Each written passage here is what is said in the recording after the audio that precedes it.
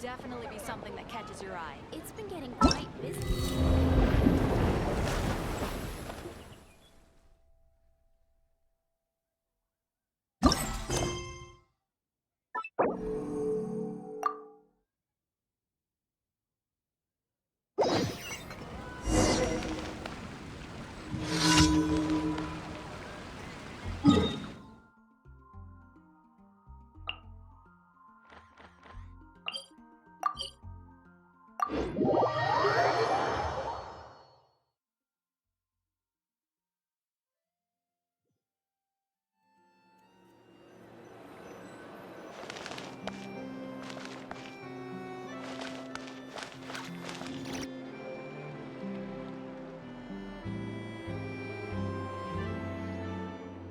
See? Told you they'd be here. Xavier! Oh, and Shiori and Farina too! Ah, Hydro Archon above! If it isn't my darling camera operator and clapper loader! A very happy Fontinalia festival to you as well! I'm guessing you came back to celebrate with us? Yep, and help out too! Even though the last festival had some unexpected hiccups, making the film was still super fun. Since you're all here together like this, you must be planning on entering the competition, right? Of course! A celebration of the entertainment industry. No one who's anyone would choose to sit this one out. It only happens once a year, after all. Fontaine Fashion Week might be more my speed, but the film festival brings in a lot of orders and boosts brand recognition, so I wasn't going to miss out either. A few new awards have been added this year, too. Best Director, Best Costume Design, oh, and Best Camera Operation. Ooh, sounds like we've got work to do. Come on, tell us! What's Musketeer Pictures film gonna be about? Oh, about that. What's wrong, Xavier? What's with that look? Oh, man, you weren't scammed by some shady investor again, were you? No, even I'm not naive enough to fall for something like that again. Besides, thanks to the fine people here, Musketeer Pictures has more than enough funds to shoot without investors. And yet problems persist. Huh? What do you mean? Well, we were planning to replicate our past success and shoot a film based on a popular novel. But as we were holding auditions for the female lead earlier today, a striking young mademoiselle wandered in by accident. Her disposition was simply ethereal, the look in her eyes somewhat melancholic. Oh, I wish you could have been there. The awe I felt can scarcely be put to words. You had to be there, friend. No matter where she stood, it was as if her surroundings, even the air itself, turned into the perfect shot. Guess you found your lead actress, then? No, quite the opposite. My script is entirely unworthy of her. I fear it is. Nevertheless, I couldn't help but approach the mademoiselle to ask about her background and what brought her to Fontaine. What did she say? Sadly, she said her best friend was gone. After returning to her own homeland not too long ago, she decided to visit where her friend was from to remember them better. Oh, no wonder she looked sad. Yes, but that's when it struck me. Why not cast her as the lead in a film centered around her search for this old friend? Huh? You're gonna rewrite the whole script? But is there even enough time? Isn't the prep work super complicated? We might not finish. Think about the difficulties we faced with the two Musketeers. We had to start from scratch back then, too. I'd say we're ahead of the game this time. Guess so, but... Don't worry, Paimon. Shiori and I have evaluated the proposal, and we support Xavier's decision. I won't really need to start on the costumes until the cast is finalized, so it's not too much extra work for me. Oh, fair mademoiselles! How can I ever thank you? Finishing the script would be a start. You know, compared to a commercial popcorn flick, I do prefer the idea of shooting a more artistic film. One that leaves a profound and lingering impact in the hearts of the audience. I agree. True trendsetters are the people who dare to go against the grain. Well, leave it to Director Farina to have a vision. Honestly, though, the artistic passion of everyone at Musketeer Pictures is inspiring. Anyway, now that we've heard so much about this lead actress, Paimon's gotta know who it is!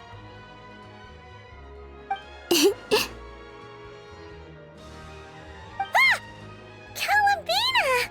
What are you doing here? Hello. I was just walking past when I heard you talking about me, so I came over. Huh? You know Miss Columbina? Of course! Wait a second. Does this mean Columbina is the actress who inspired the whole rewrite?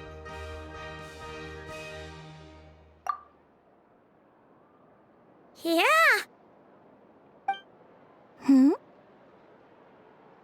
Wait, so did you make the trip by yourself, Columbina? Yes. I mentioned how I wanted to visit other nations once things settled down in Notcry, remember? So I went to the curatorium to ask Never for advice. She told me about the film festival in Fontaine and said it might be fun to visit. I spoke to Lauma before I left too, and she thought it was a great idea to get out for a bit. It's just, I received quite different travel advice from the two of them. Oh? How so? Well, Lauma told me to go out and experience new things and make new friends. What a wonderful suggestion. That's how a trip should be. What about Nefer? She said, don't trust anyone and don't talk to strangers. Yep, that sounds like her. I can understand that too. It shows this Nefer cares about you a great deal, Miss Columbina.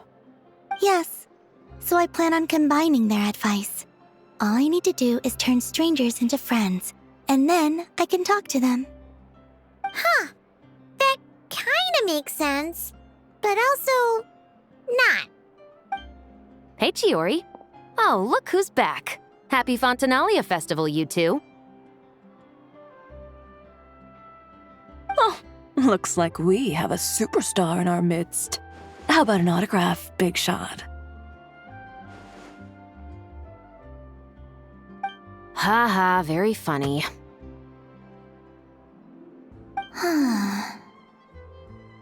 All settled then? Yep, the Duke gave his blessing, and I cleared it with the Udex. During the festival, inmates with good behavior will get a chance to spend some time on the outside. Under the stringent supervision of the Special Patrol, of course. Risley! It's been a while! Happy Fontinalia Festival! Does that mean Veronique and her brother will be at the festival? During a specific window of time, sure. Doesn't hurt to give the inmates something to look forward to. A little sun'll do them some good, I think. This is a friend from your travels, I'm guessing. Thought I heard something along those lines. Right! We should make some introductions, huh? Chevros, Risley, this is Columbina, a friend we met in Notcry. Welcome to Fontaine, Miss Columbina. I bet the weather's been quite an adjustment. Yeah.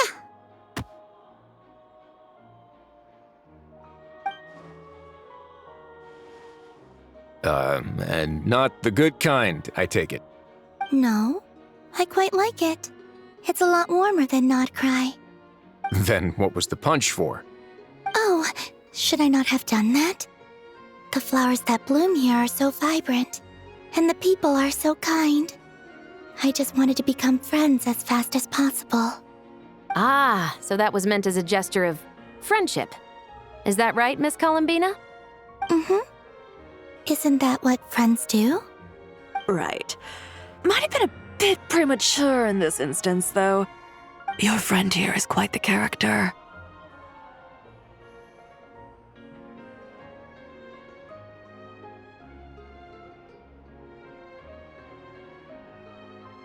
Good thing we said something. You weren't seriously gonna go around punching every single person in Fontaine, were you? No, just the ones I wanted to be friends with. That's not... What Paimon's trying to say is, maybe keep the punches to a minimum until after you're friends with someone. If you say so. You're quite the character, Miss Columbina.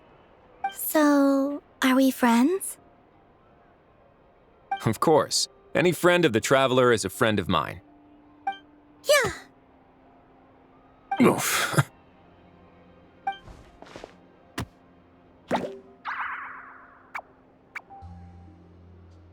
When it comes to friends, you sure know how to pick 'em.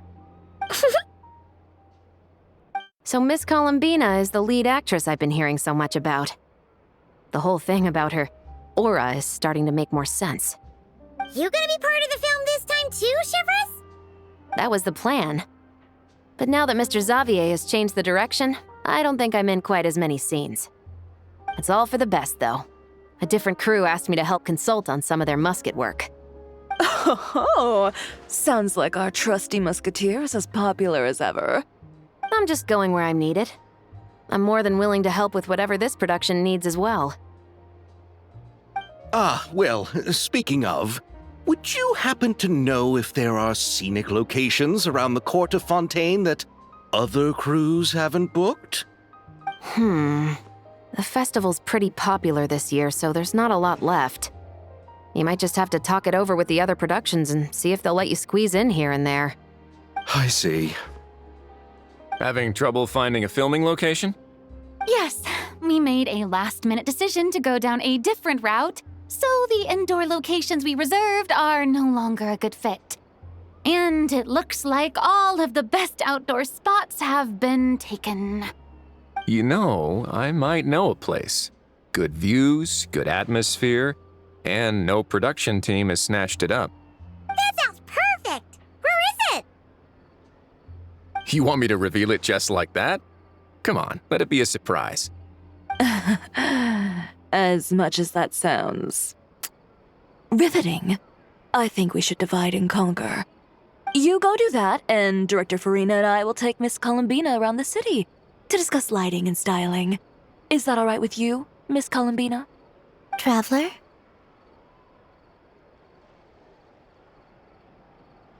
Yeah, everyone here is our friend. So don't worry about a thing and just focus on enjoying your trip. Okay. All right, then the Traveler and I will go check out this potential filming location. It might even give me some inspiration for the new script. I'll leave this to the Duke then. Until later, everyone. Maybe we'll run into each other on set. Okay then. Lead the way, Risley.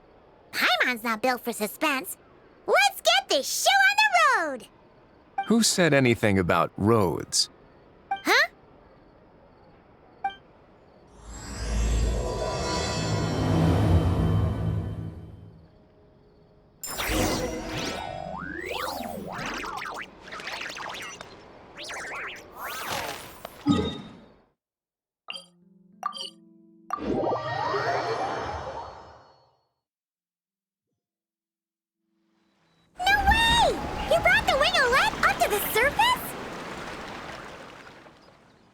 It'd make quite the grand backdrop for a film, don't you think? Paimon's more focused on the fact that this thing is supposed to be underwater, inside the fortress of Meripede. True. And keeping up with the maintenance on a vessel this big is a lot of work. It takes a crazy amount of manpower just to keep it up and running. Oh, Paimon kind of thought it just sat there until you needed it. I wish it were that simple. The truth is the maintenance costs on this thing are substantial, so we decided to rent it out during the festival to earn some extra mora. Besides, the inmates are the ones who keep it in good shape. Seeing the fruits of their labor put to use is a good form of social rehabilitation for them.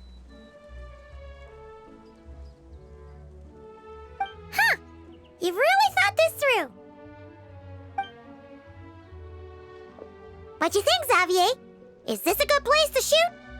Ah, I've got it! Good messieurs and mademoiselles, I've got it! Gonna take that as a yes.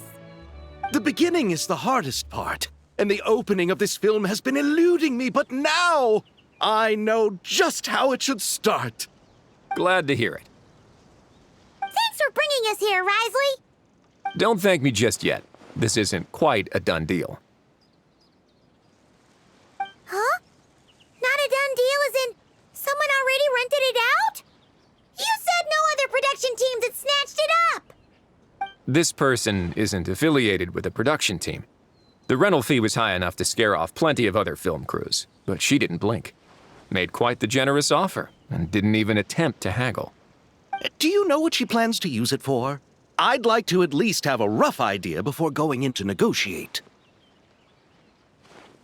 I didn't ask for the details, but I did see what looked like a fishing permit and a business license on her desk. My guess is she's planning on using it for some kind of restaurant or aquarium. A floating restaurant is sure to attract people, but an aquarium sounds cool too. The views from the ship make it a great spot for a date. The winglet might not be under my command right now, but it's always nice to see her admired. A film is sure to drum up some good publicity as well. I do hope we can work something out with the current captain. Well, guess we should head over and talk things out then. Best of luck.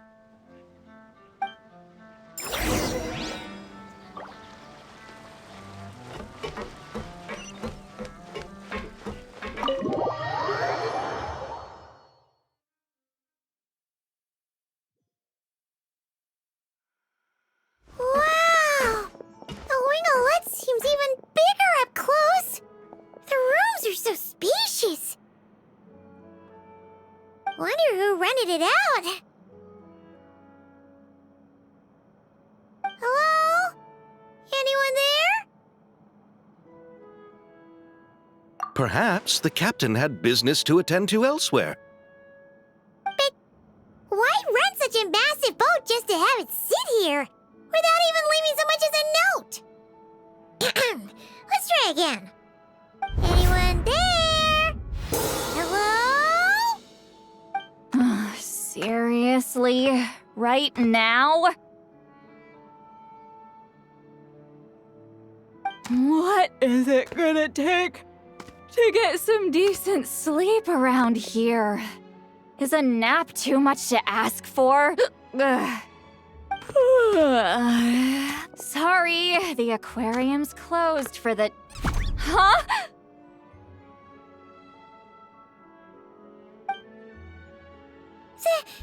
See Lolly?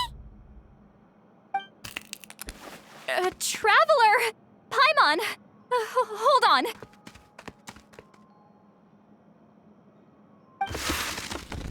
This is just great! How am I gonna go out dressed like this? What happened to my regular clothes?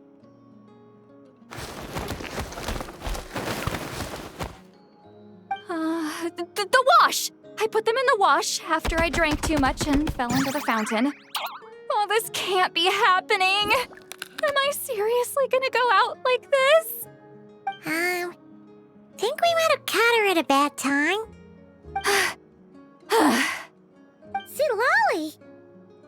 I don't want to hear it. Hear what?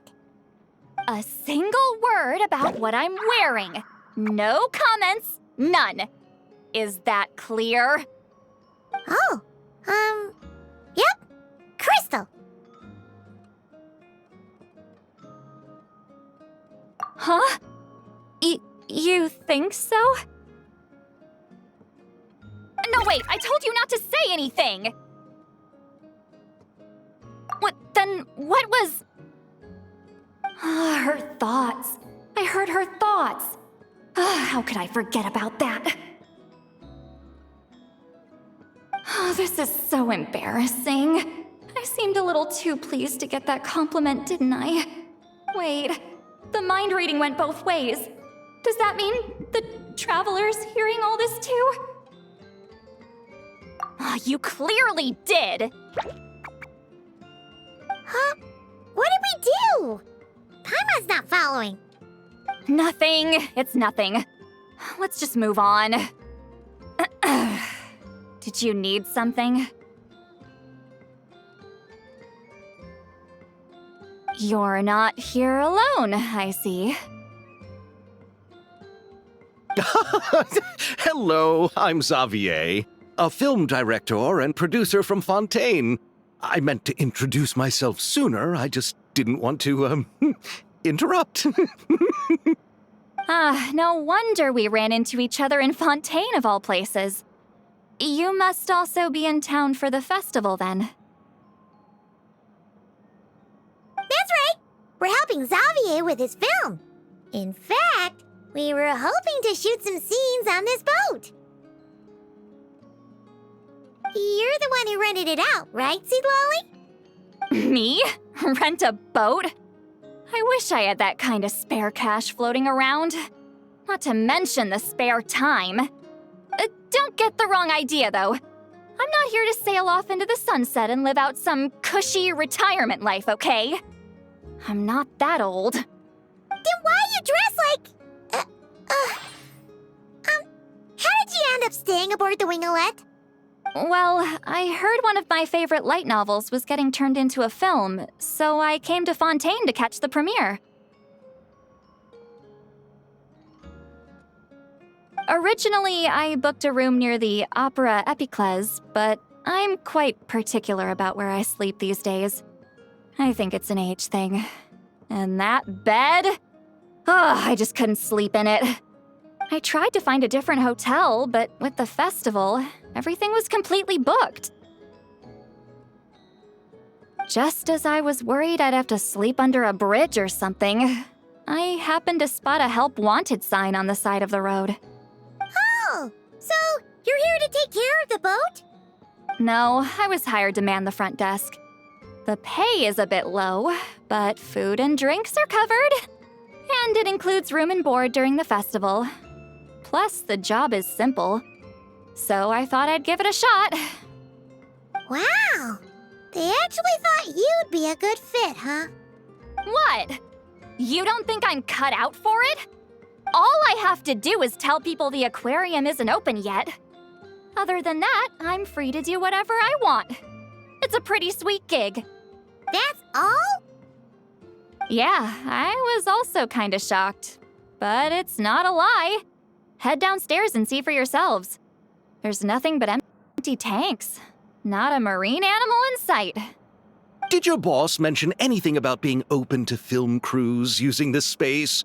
Our production was hoping to film on the deck for a few scenes. No. That never came up.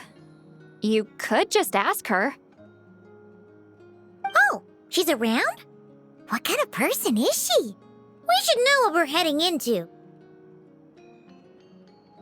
She's nice enough, I suppose. Pretty reasonable, too. Even offered for me to move to a bigger cabin if I was too cramped. Back at the Masters of the Nightwind, I'm used to being the one giving orders. But working under her doesn't feel like being bossed around. She seems to respect what I think. Wow, she sounds like a great boss. She did tell me she'd rather not be disturbed, though. She's been working on an important project, so I'd keep it brief. Got it. Thanks for the heads up. All right, the captain's quarters are this way. I can take... Wait. But I'm wearing... whatever. I doubt she'll care. Just follow me.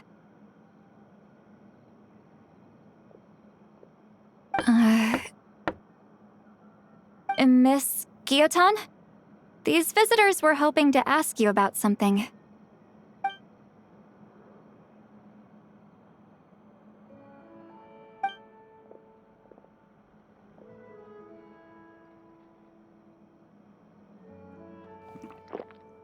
I thought I said to limit the interruptions. Just tell them the aquarium is still...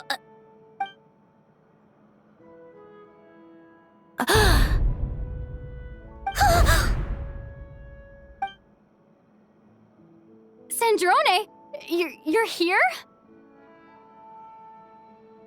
Huh? know each other? Are you okay, Sandrone? Do you still remember us? Everyone was so upset after what happened. We all missed you so much.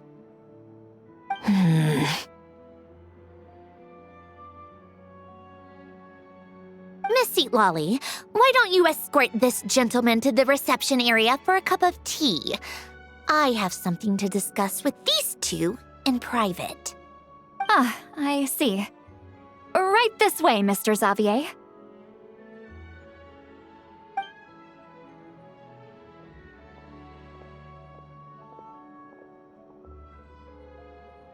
Sandrone? I really can't go anywhere without running into you two, can I? Are you okay? During the battle, your core, it was... Destroyed by that bastard Dottore. That's right. But as you can see, I'm fine now. No major issues. Or at least, there shouldn't be. Oh, what a relief! Oh, why didn't you tell us sooner? Or come back to see your friends? Now that I have the chance, I just want to say... Thank you for saving me. Huh?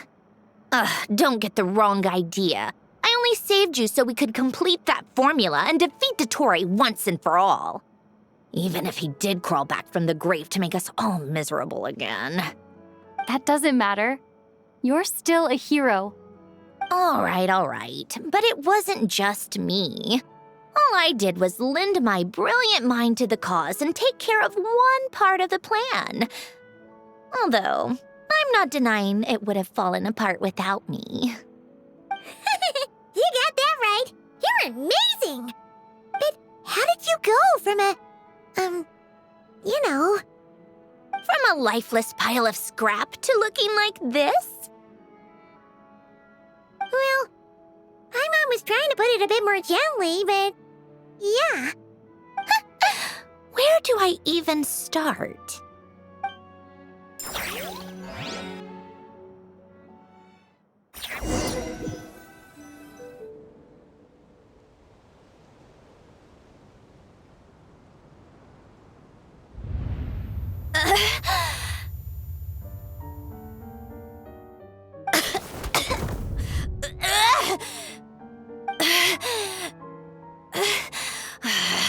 Curse it all! Where am I? Did we do it? How much time has passed? I'm not in one of that lunatic's experimental labs, am I? Wait, Fontinalia decor. Books from the Research Institute. Phew. One thing at a time. Initiate self-diagnostics. Assess the extent of the damage. Cut power to compromised, non-essential components. Then reconstruct available action modules. Severe damage to the core. Dottore, you bastard. Polonia?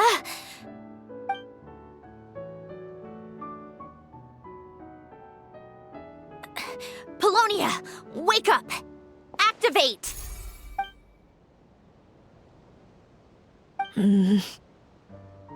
You're in even worse shape than me.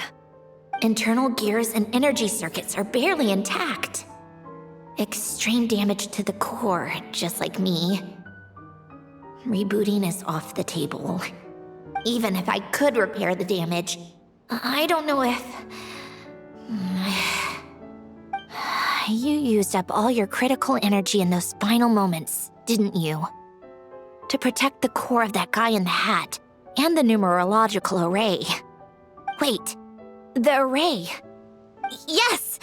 The prototype is still here. But can I even run it in this state? Whatever. I have to try. I just need to confirm one thing. Activate the numerological array. Connect the computing core to my body. Just like I thought. It needs too much computing power.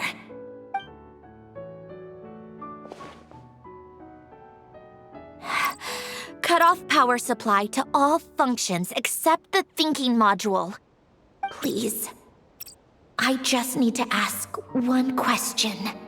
Initiate query regarding the 3 moon sisters.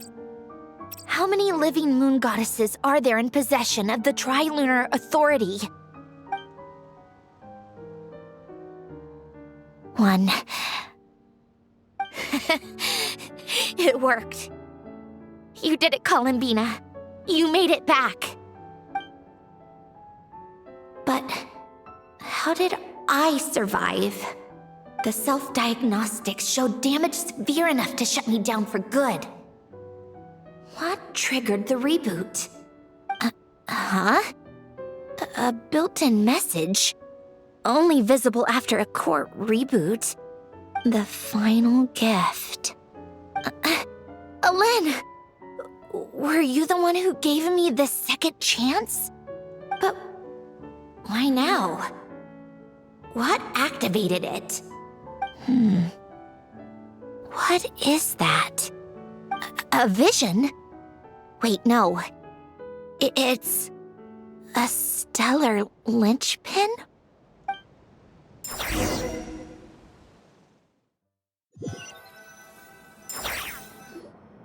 A stellar linchpin?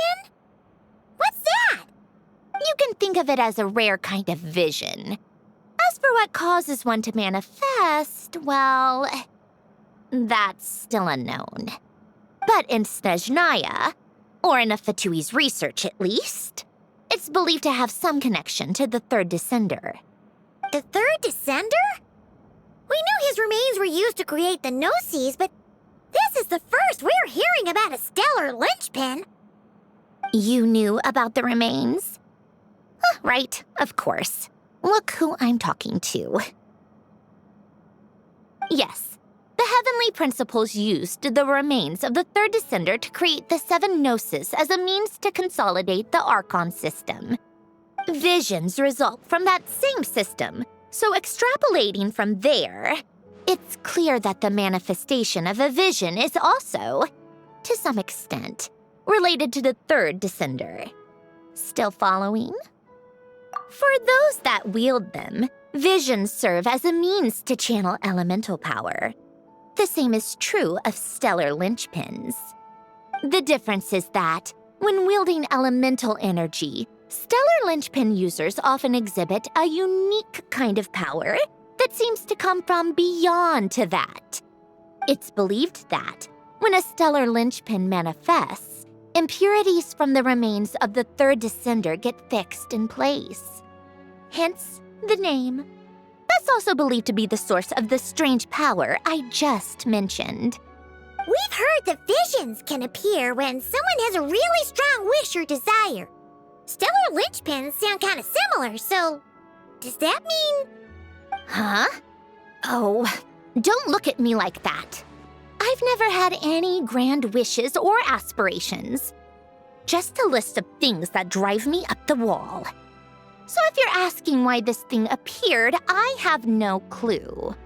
All I know is that without it, the gift Alen left me, this built-in second chance, never would have triggered. The damage to my core was too severe. But thanks to the stellar linchpin's manifestation, it did trigger. And after my core rebooted, I was able to repair the damage to my body. I also managed to import the numerological array, along with some of Polonia's surviving algorithms, into this form. Wait, does that mean Polonia is... Yes.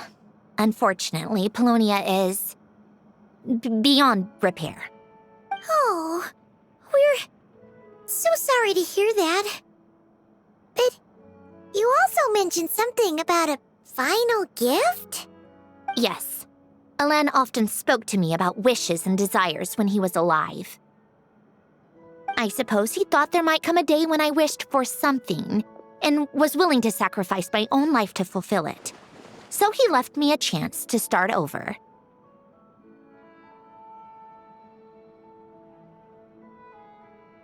No, never. Alen once said I was his proudest masterpiece. That might sound boastful coming from me, but it's also an undeniable fact.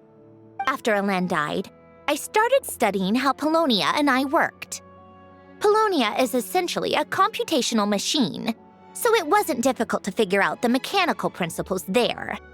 But when it came to my own structure, that's when Alen, the Lord Artificer's true greatness, struck me once again. I attempted to imitate it when I created Catherine, but in the end, she turned out to be nothing more than a superficial replica. What? But his creation skill, Catherine, is super impressive. We were shocked when we first found out she was a puppet. No, she's nothing compared to what Alen was able to create. Some of the mechanical principles of my own core are still a complete mystery to me. Keeping that gift hidden wasn't even a challenge for him. Just a shame I had to waste it on fighting Dottore. I just couldn't stand the thought of him coming out on top.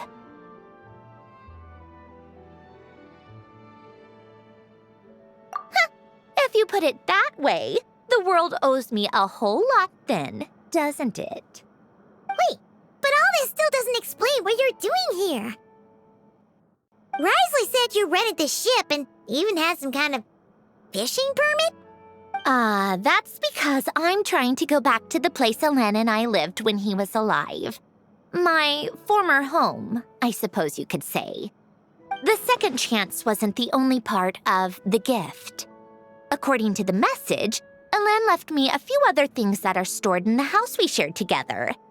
I'm hoping that whatever he left me can help fix certain anomalies in my rebooted core.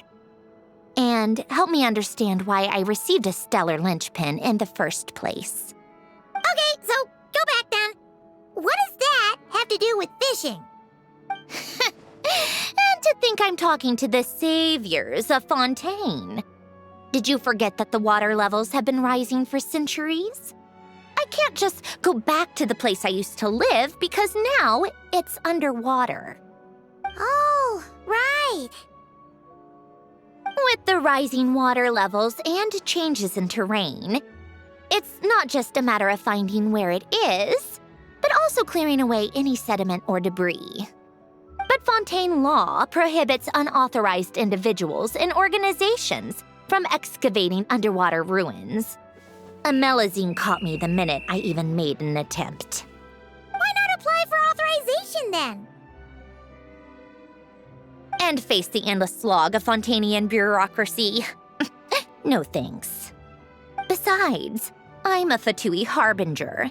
The diplomatic implications alone would be enough to give the gestionnaires at the Palais Mermonia a headache. A fishing permit, on the other hand, isn't difficult to obtain at all. Minimal paperwork required, and under the name Guillotin, the application was a cinch. So you're exploiting a legal loophole? Am I? That underwater home belongs to me. If I happen to chance upon it while doing some fishing, what's the issue with that? Of course, I do have to catch some fish to put in the aquarium, just in case the gestionnaires come to check up on things. That's also the reason I hired someone to man the front desk.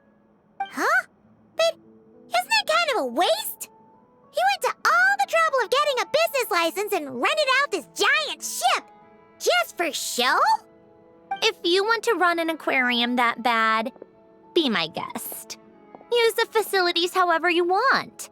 I'm certainly not going to stop you. All I want is to go back home and see what other gifts Alen wanted me to inherit. Hold on. Enough about me. What are you two even doing here?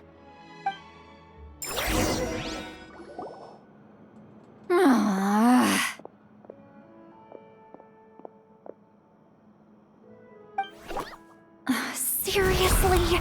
They've been in there forever. The reaction when they saw each other was strange, to say the least. You're lucky I was nice enough to leave the room and give them some space. Back in the Masters of the Nightwind, I'm the one who gets to kick people out.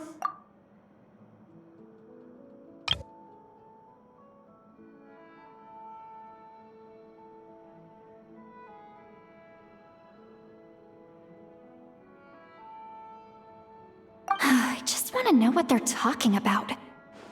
Should I cast a little eavesdropping spell? Oh, no, what am I thinking?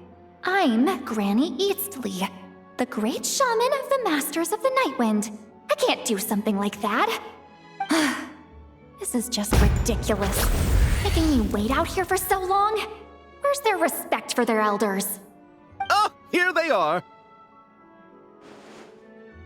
Were you back there arguing or something? What took you so long?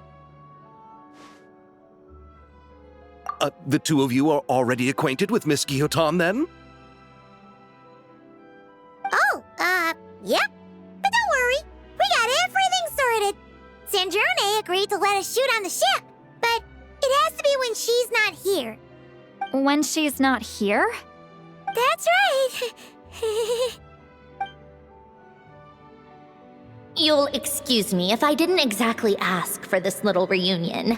I wasn't planning on seeing anyone. Like I said, my core is severely damaged. Even with the gift, there are anomalies that are making things unstable. I don't even know if I can continue to function without issues. So the priority is to fix these anomalies and get answers to my own questions. Then, I can see the people that need seeing.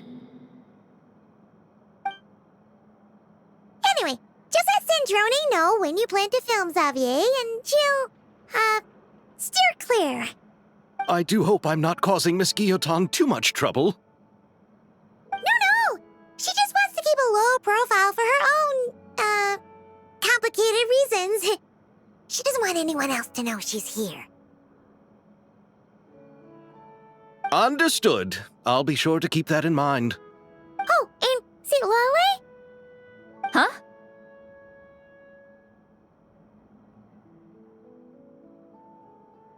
You mean Miss Guillotin? What does she want? Oh, please don't let it be about the pajamas. What? The seventh of the Fatui Harbingers? Why are you telling me all this? I asked the Traveler about you, and I've decided it's best to be open in this instance. I can understand if you would rather not work for a Harbinger. Regardless, the room on the ship is yours to keep. You're an acquaintance of the Traveler, and I plan to honor that. Wait, she's actually nice? It's not a problem. The captain also worked for the Fatui, and he helped Natlan a great deal. We know that there are good people among your ranks. Besides, I've been around long enough to know what it means to earn one's keep. This isn't Natlan, and I don't expect special treatment. Besides, sitting at a desk isn't exactly back-breaking work.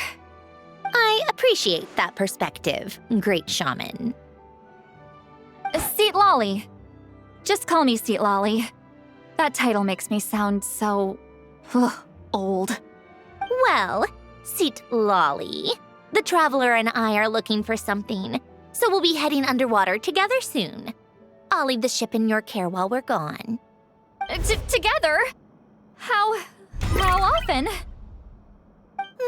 Not too often. We're heading out in a bit, but I'll be available if you need something. You couldn't, go alone? I wanted to, but she was concerned about my physical well-being, so she offered to come with. Guess my mental well-being means nothing then. Huh?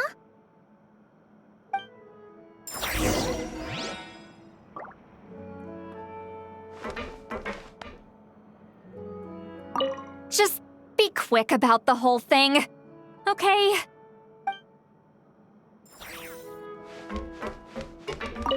Miss Guillotin is so generous.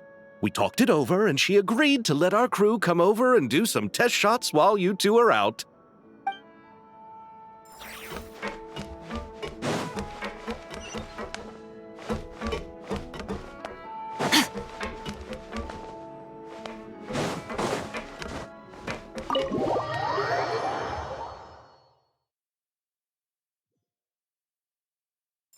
All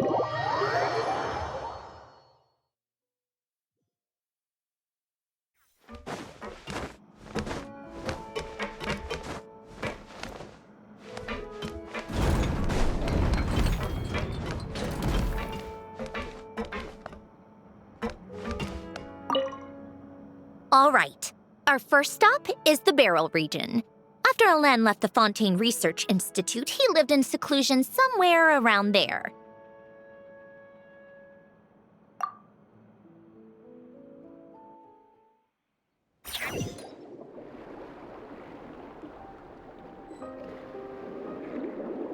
Huh. This place has changed a lot. Guess I really have been gone for a long time.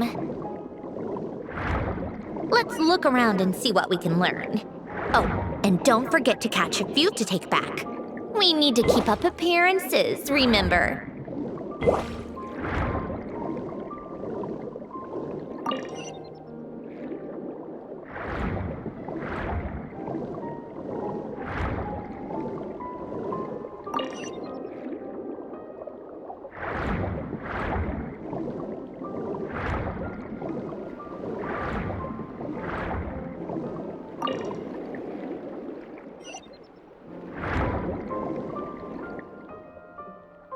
Poisson isn't too far from here, right?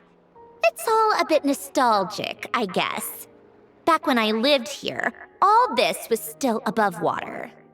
All right, I have a general understanding of the terrain changes and sediment accumulation. We can stop here for now.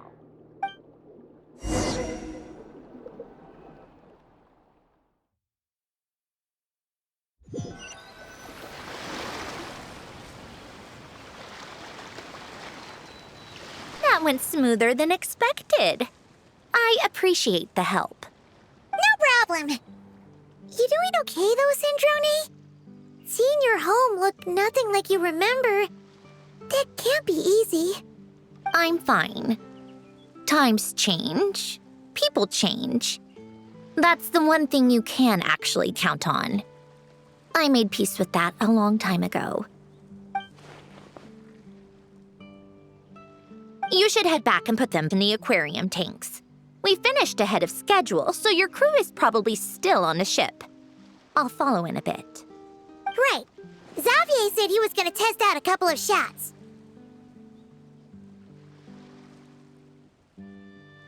I'm sure. I want to take another look around on my own. Okay then. Want us to let you know when the filming is done?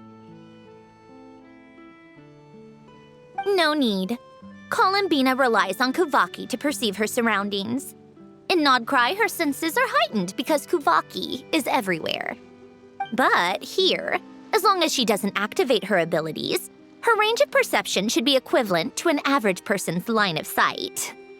I figured that out back in Snezhnaya. That's oddly specific.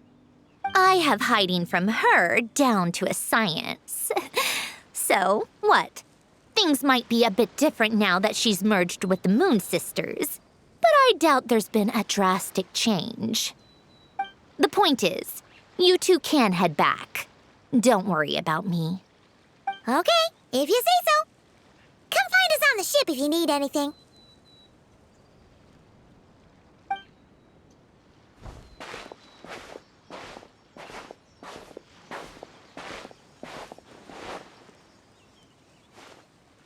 What did you leave for me, Alain? Did you know I would come back?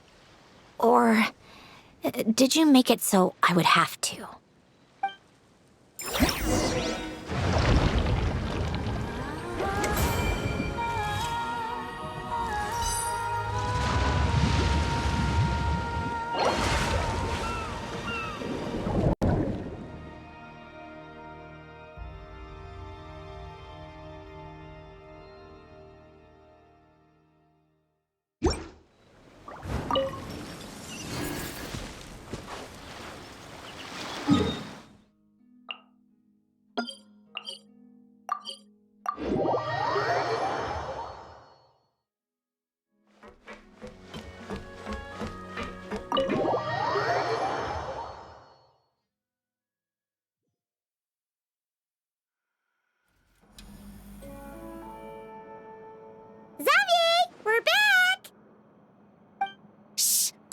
forget! They're filming over there. Oops, sorry.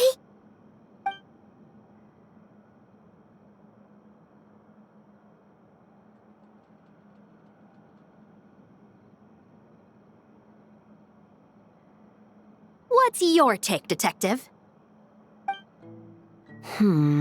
Bullet wound to the chest. Gunpowder residue on the clothes. The victim must have been shot at close range. You think it was someone they knew? Yes. It's possible the suspect arranged for them to meet at this very spot. A reasonable deduction. But you're overlooking a crucial clue. What? The victim's pocket watch is missing. And cut! I think we got it! Good work, everyone! Phew, finally. Acting was nerve-wracking for me when I first tried it too. Just loosen up, and you'll get used to it in no time. Chevrus! Charlotte!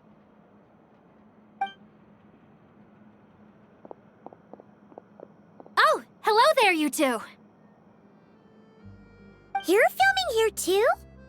Oh, so Charlotte's crew must have been the one that asked you to help out, huh, Chevrus? Yep. They heard about a potential filming location and wanted to come check it out. But when we got here, your crew had already beaten us to it. Luckily, Xavier and our director, Lapine Pauline, go way back. In the end, we agreed to just share each other's filming locations. Considering all the last-minute changes, that's just what Musketeer Pictures needed. For sure! Based off the scene just now, you must be the star of the film, Charlotte! You bet! This detective costume really suits me, don't you think? Oh, for sure. You're already right at home lurking in the shadows taking pictures of this and that. Add a notepad and you're practically method. Thanks, Miss Chiori. I appreciate the compliment. That didn't sound much like a compliment to Paimon.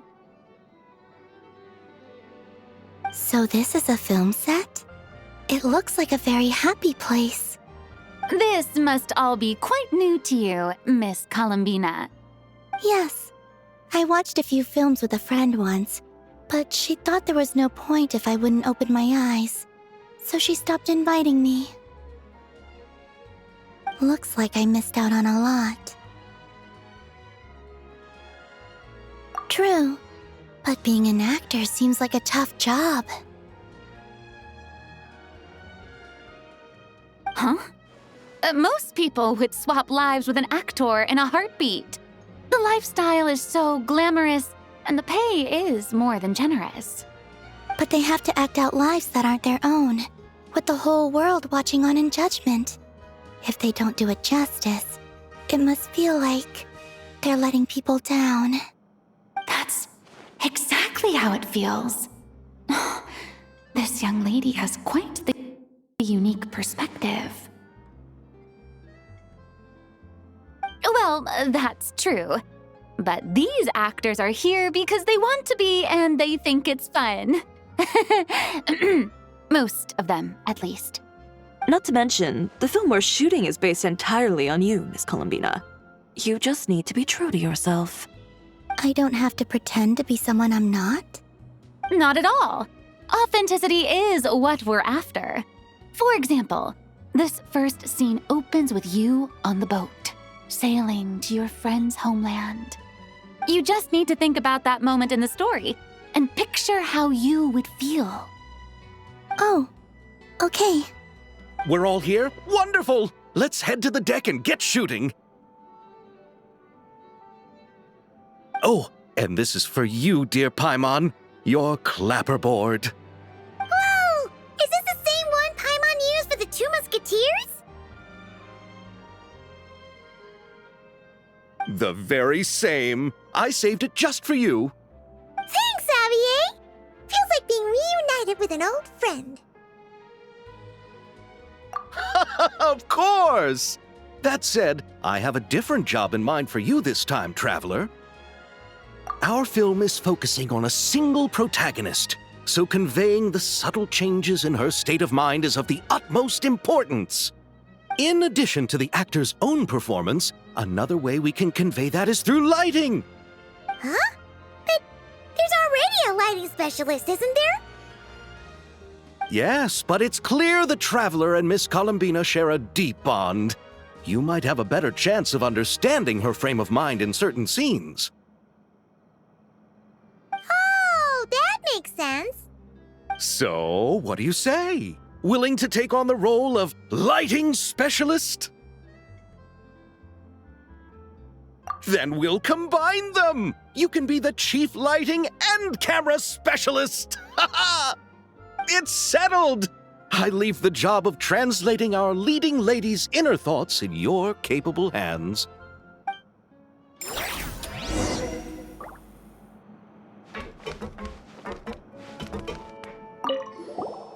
Oh, I didn't expect to run into you two on set. Happy Fontinalia Festival! Nice acting back there, Charlotte. Thanks. I'm, usually the one behind the camera, so it's actually pretty nerve-wracking being the center of all that attention.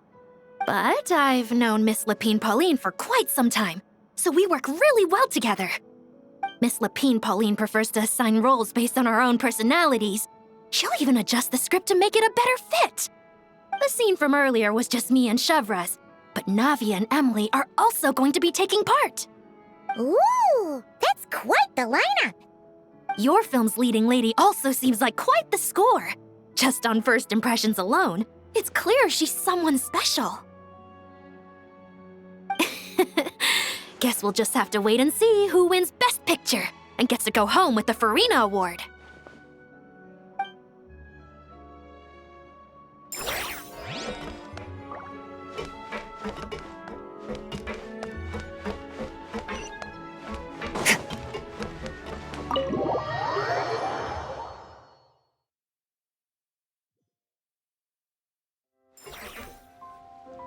All right, without any further ado, it's time for production on our film, A Homecoming, to officially begin! Turning it over to you once again, Director Farina. All right. Positions, everyone. Camera operator, clapper loader, get set up. Let me know when lighting is good to go.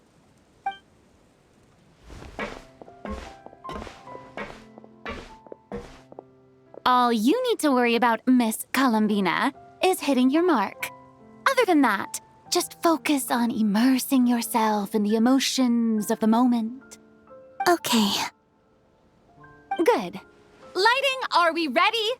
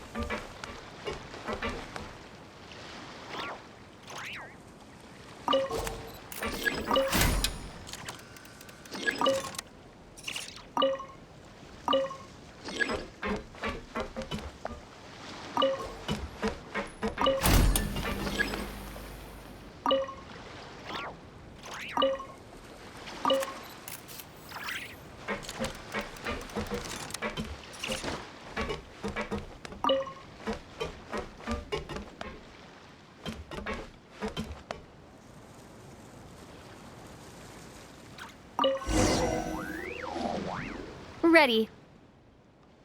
All right, quiet on set. 3, 2, 1, action! This is her homeland. Columbina. Cut! The emotions I'm looking for were definitely there. Let's just try to keep it a bit more natural. Oh, but definitely keep that gesture at the end. I loved how real it felt. You looked genuinely moved. All right, if you're ready, let's go for another take. Miss Columbina? That presence.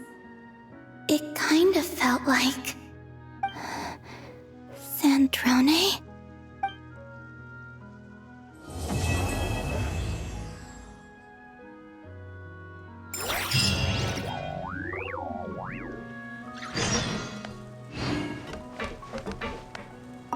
Terrific performance, Miss Columbina. Truly excellent work. Thank you, Director Farina. You really don't mind me not taking off my eye mask? Not at all. Xavier and I already talked it over. The character is based on you, so there's no need to change what you're accustomed to doing. Besides, the mask could become one of the defining traits of our film's leading lady. Just like you suggested, we'll leave the reveal to the more important moments.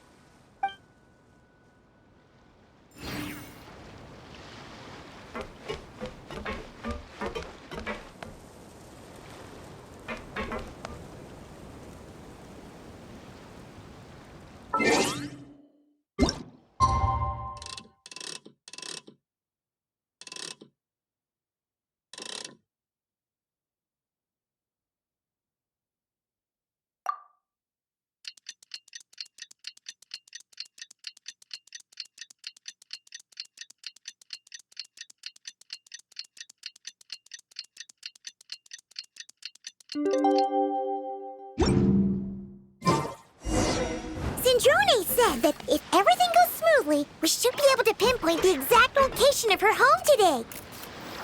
Let's head to the wing-o-lette and meet up with her.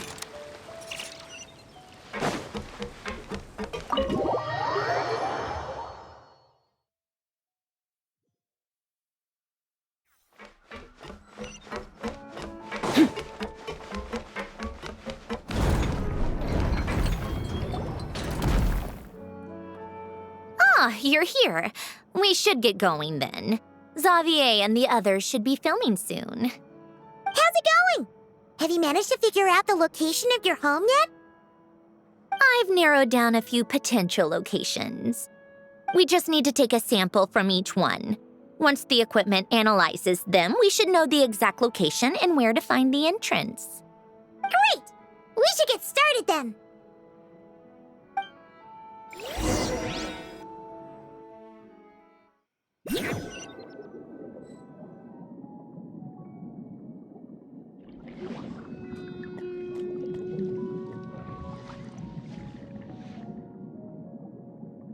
All right, let's get a move on. That should do it. Let's head back. The filming should be just about done. We made good time. We might even know the location by the end of the day. You sound pretty happy about that. Do I? I suppose I've just had enough of these anomalies I've been dealing with. The sooner I can fix them, the better. Anyway, enough chit-chat. We have work to do. Oh, but let's head in through the side door. I don't want to run into the crew on the deck.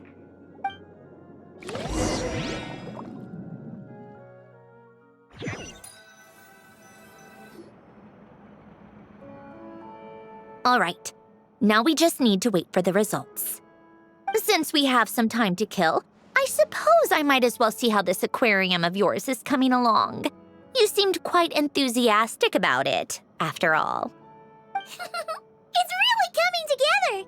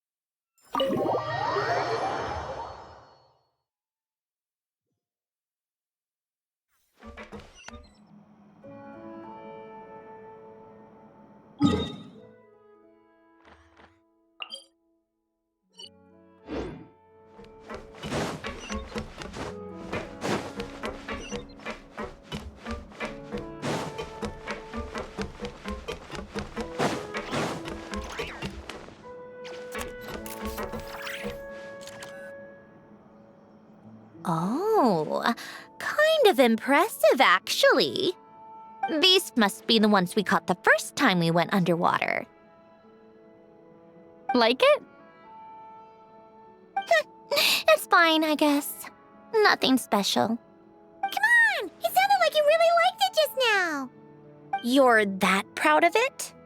Is this a sense of accomplishment or something? Well, yeah. And it's pretty! You know it's gonna be gone soon, though, right? What do you mean? After the festival, this ship will be returned to the fortress of Meropide, and this aquarium will be no more. So? So, no matter how much work you put into this place, once the festival is over, it's all just going to disappear. But not making the most of it when we have the chance is an even bigger waste! But if you know it's all going to be gone one day, why even bother? Well, because Because you still get to keep the things you gain along the way. And those are things that can never be replaced. Doesn't that make losing them even harder? well, if you put it like that. But the happy memories we make along the way last forever! You just have to take a more glass-half-full perspective. Not to mention, everything we do here is gonna be on film, so it'll still live on in some shape or form. And when you look back on it, only happy memories will come to mind? Exactly! So it's about finding joy in the process itself. Traveler! You're back already? What's wrong with that? You say that like it's terrible news or something. How did you get here? I didn't see you on the deck. Oh, never mind. We need to help Miss Guillotin hide ASAP. The crew is heading over here to shoot any second. What? They should be done by now. There was a mishap earlier that cost them some time. I was waiting on deck so I could warn you the minute you showed up. Anyway, you should head back to the captain's cabin right away. They're gonna be here any minute now. Ugh, finally! That's a wrap for the scenes on the deck. Wouldn't have taken half as long if the wind hadn't snapped our equipment in two. Uh-oh! Too late! Change of plans then. You'll just have to hide. Hide? And where exactly am I supposed to do that? Oh, there's a box over there! You can get in that! Huh? You expect me to... Do I need my makeup done for the next scene too? For the love of... Let me see. Maybe just a quick touch-up. Huh? Traveler and Paimon? What are you doing here? I thought you took the day off to take care of something. Huh? Oh, well, it didn't take as long as we were expecting, so we came back early. What about you guys? You're still not done shooting for the day? No, we ran into an issue that, set us back. It meant Miss Charlotte's crew wasn't able to wrap either. We both still have scenes to shoot in this aquarium. Oh, that's not ideal. For several reasons. Let us help then. The sooner we wrap, the sooner everyone can get some rest. All right. Thanks, you two. Miss Charlotte's crew can go first then.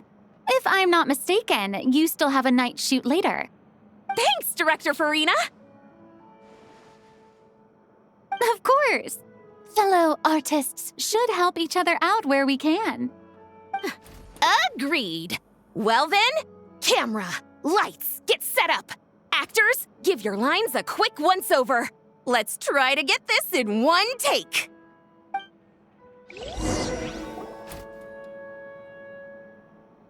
All right, places, everyone. And 3, 2, 1, action. So, the story ends like this.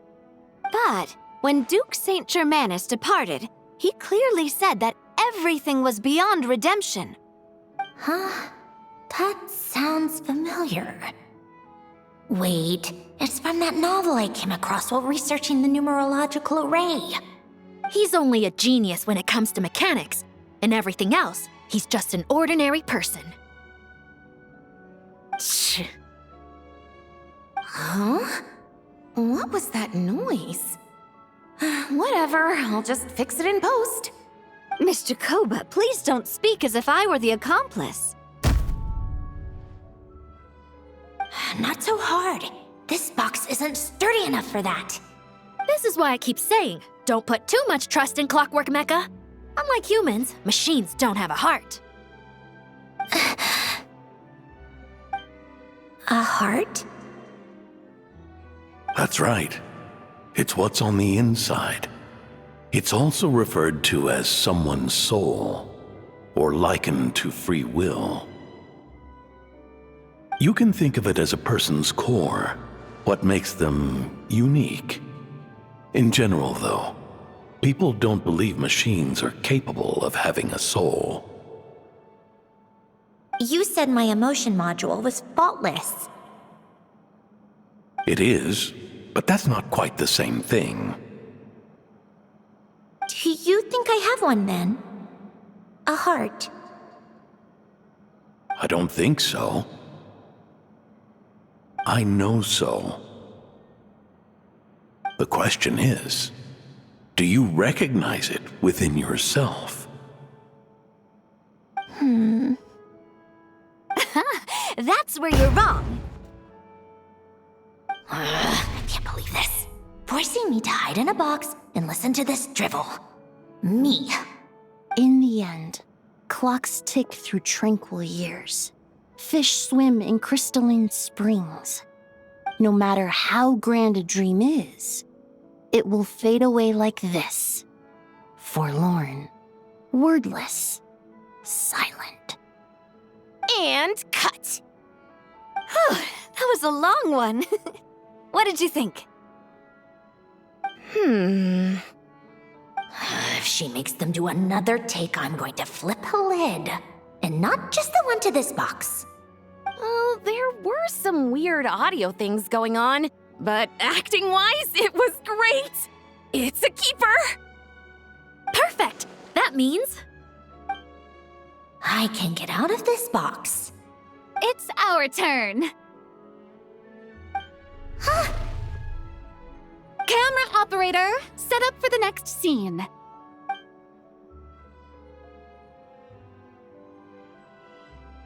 In this one, our protagonist peruses an aquarium in a foreign land and gets swept up in memories of her friend. So, in terms of lighting, that's the vibe we're going for. Got that? Shoot.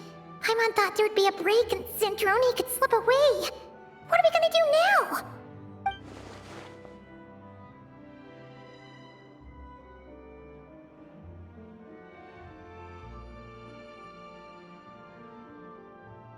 break a leg. Yep, we're headed off to shoot our next scene.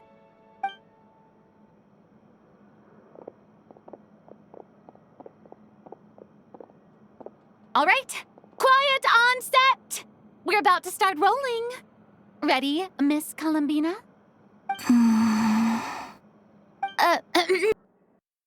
Miss Columbina? I think she would like this. Quick, we should roll on this. It doesn't forage with the others, or prey upon its smaller kin. Instead, it remains where it is, cradled in the coral's quiet beauty. as though the raging cyclones above are of no consequence. And yet, she still stood before the cyclone in the end. So I think that story has it wrong. She is no different than us. She has a heart. Columbina.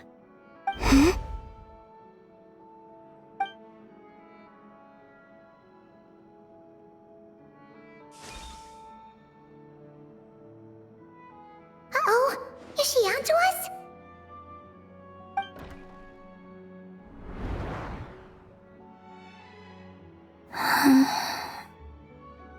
What is she doing? Cut! You okay, Columbina?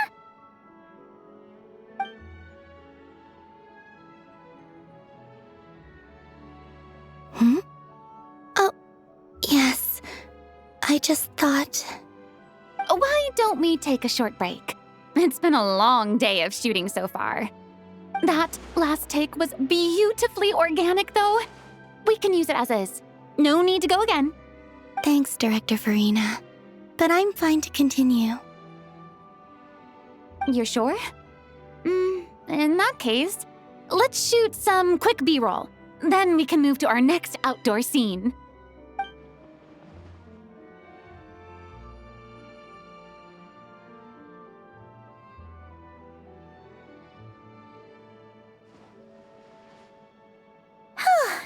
We're in the clear this time.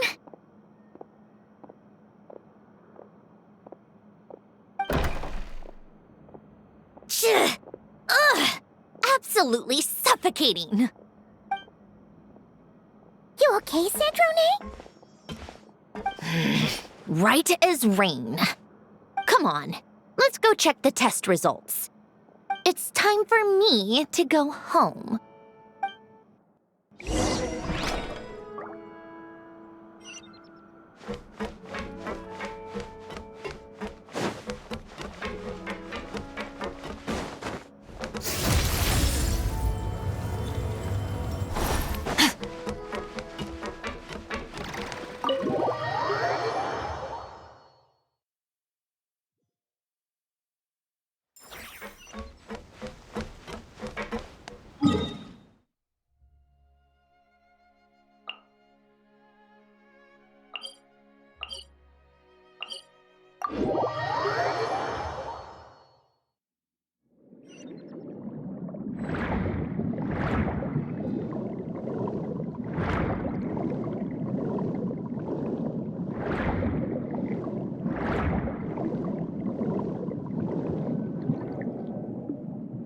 All right, it should be around here. Give me some space. I'll activate the water insulating mechanism.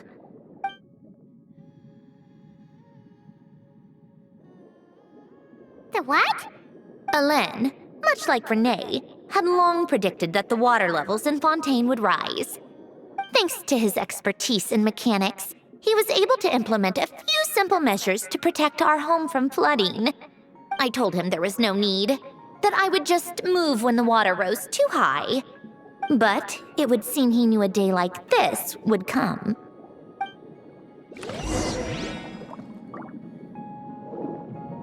All right, the silt has been cleared away.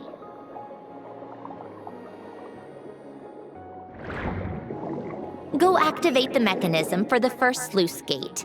That will fill the empty middle chamber with water.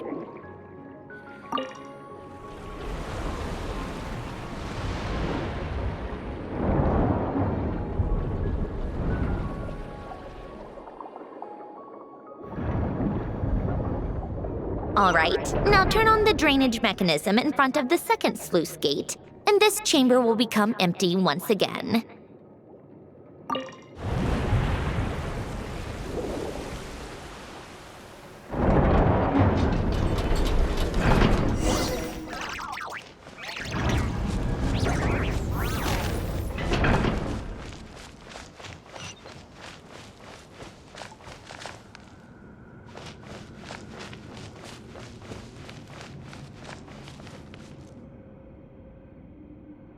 So, this is where you used to live?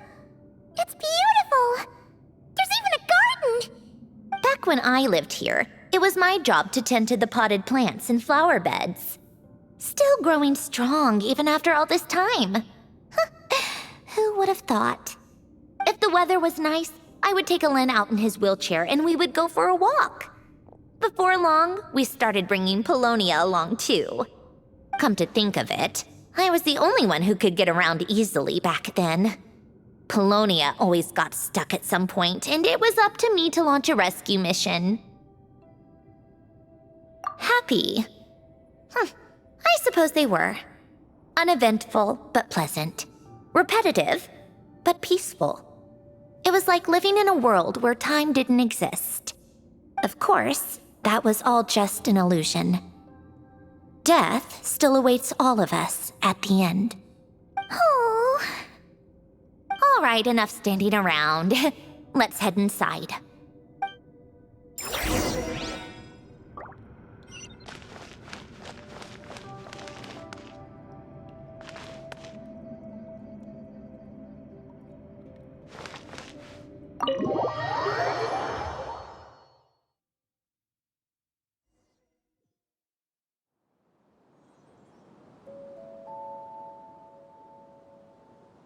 Yep, this place is exactly how I left it. Nothing has changed. What is it? Huh? How did you get... Oh, Arlecchino gave it to you, didn't she? And you... read the whole thing.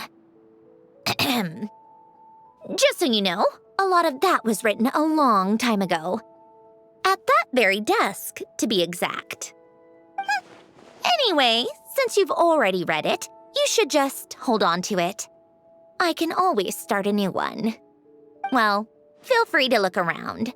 I'm going to start looking for the gift Alen mentioned. Oh, but be careful with the stuff around here. I'm not saying you can't touch anything. Just try not to choke on the dust. Polonia.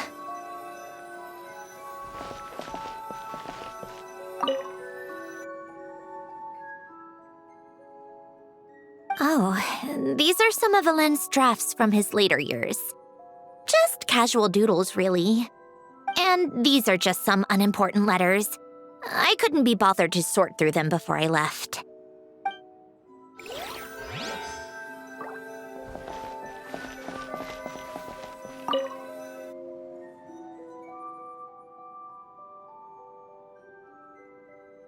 Oh, I played with these when I was little. During the first few months after I was created, I mean. At first, Alen and I would play together, but it didn't take long for me to become unbeatable. So, Polonia and I played together instead. Yeah, these don't look like Paimon's kind of games. Logic and math puzzles? Those happen to be my specialty. It's been so long. What do you say? Should we play a few rounds? Let's go with this one. The gears on the left are stacked from largest to smallest. The goal is to move them to the other side in the fewest number of moves. Just remember, you can't stack a bigger gear on top of a smaller one.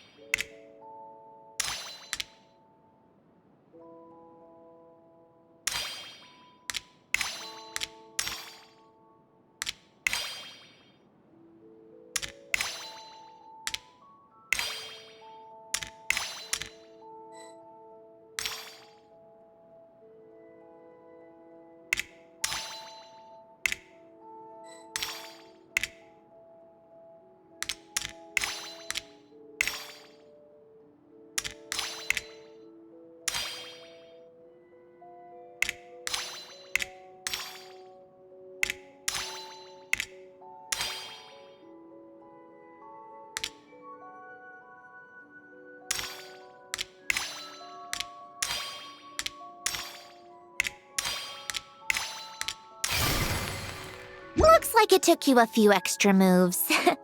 My first attempt was the same. You'll get better with practice. Well, what did you think of the game? You showed quite a bit of promise, too. We should do this again sometime. There are other puzzles we could try.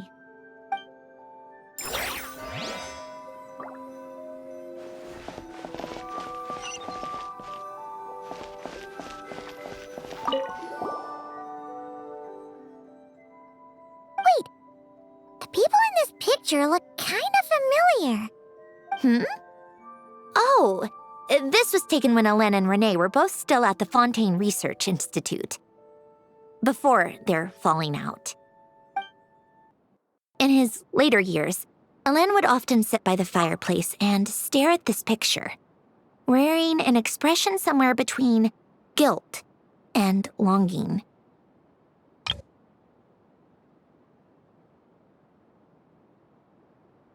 He said he sometimes regretted not helping his friend when he needed it most, even if just to stop him.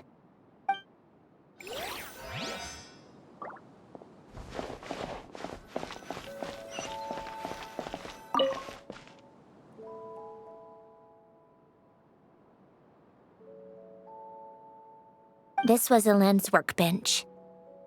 Later on, of course, it became mine. It's where both Polonia and I were brought to life. Before Hélène was bedbound, this is where he would teach me about mechanics. I would sit and listen, chiming in with questions here and there. Later on, when he got too sick, I took over and would work on Polonia here. Wow! This house is filled with so many memories! It's so cozy and charming! You should have seen it in its prime, when people actually lived here. A lit fireplace, a steaming cup of coffee. That's the real deal. You know, we also used to have a mechanical piano that Hélène built. Oh, how chic! Hélène never played it much. He probably wasn't able to at that point. But I managed to teach myself. Music theory is essentially math after all. Once you learn the patterns, it's not really that difficult. I loved perusing Hélène's collection of classical music. The chords and harmonies felt like individual mathematical puzzles. It was fascinating, so I did some composing as well. But as Hélène continued to deteriorate, even the sound of music began to grate on his nerves. So I got rid of the piano. Aww. Back then, I assumed a piano was like an ordinary clothing rack, commonplace in every home and easily replaceable. It was only after I left that I realized how hard a good piano is to find. Enough about that. Hélène's gift should be just in here. The only things undisturbed before I left were a few of his personal belongings.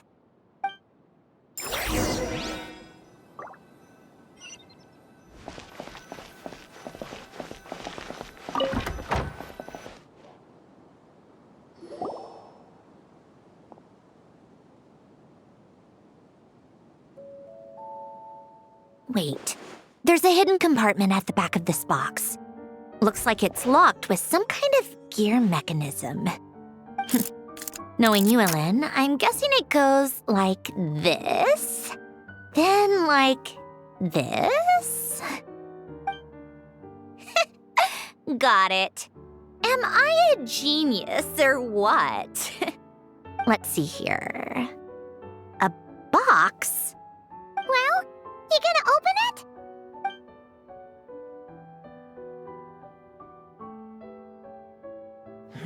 It's heavier than I was expecting. Just how much stuff is in here?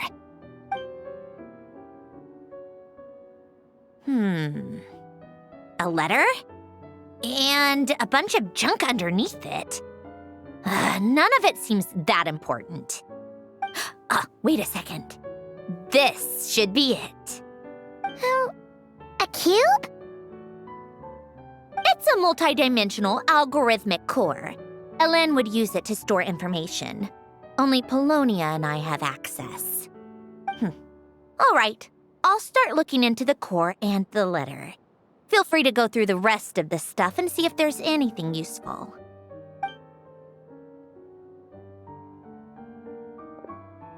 Okay.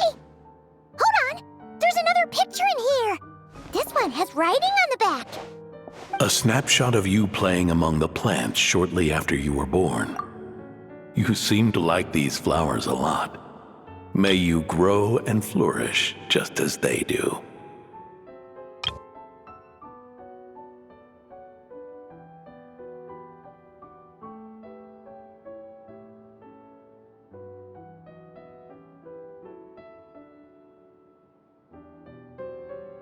Huh? Wow! Look how happy you are in this picture. You've changed a lot since then, huh? What's that supposed to mean? Just that you come off kind of aggressive sometimes. Or, annoyed at everyone around you? Well then, people should stop being so annoying. It's not like I'm the one with the problem. Of course not. Oh, here's something else. Looks like a piece of paper torn out from somewhere.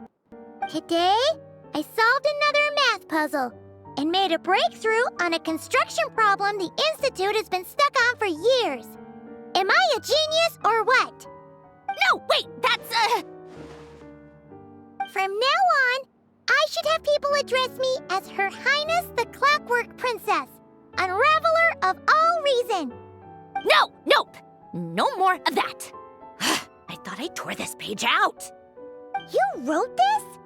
Then how did it get... Wait, there's more writing at the bottom. You seem to have developed a distaste for this particular entry, considering I found it in the trash. I'm sorry, but I could not help but hold on to it. Forgive me. Lynn! Don't be embarrassed.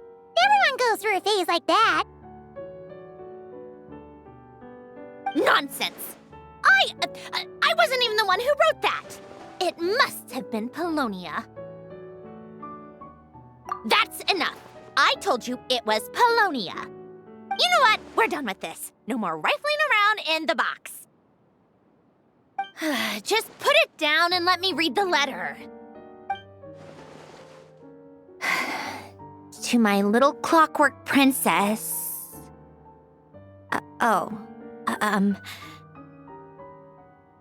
Not another word. Got that? If you're reading this. You've most likely received the gift I left for you. I just hope you didn't stumble across all this while cleaning out my effects or something trivial like that. I once asked if there was something you wished for. Do you remember that? I wonder if time has changed your answer. Regardless, I have another gift. A formula that will allow you to come face to face with the anomaly inside of you.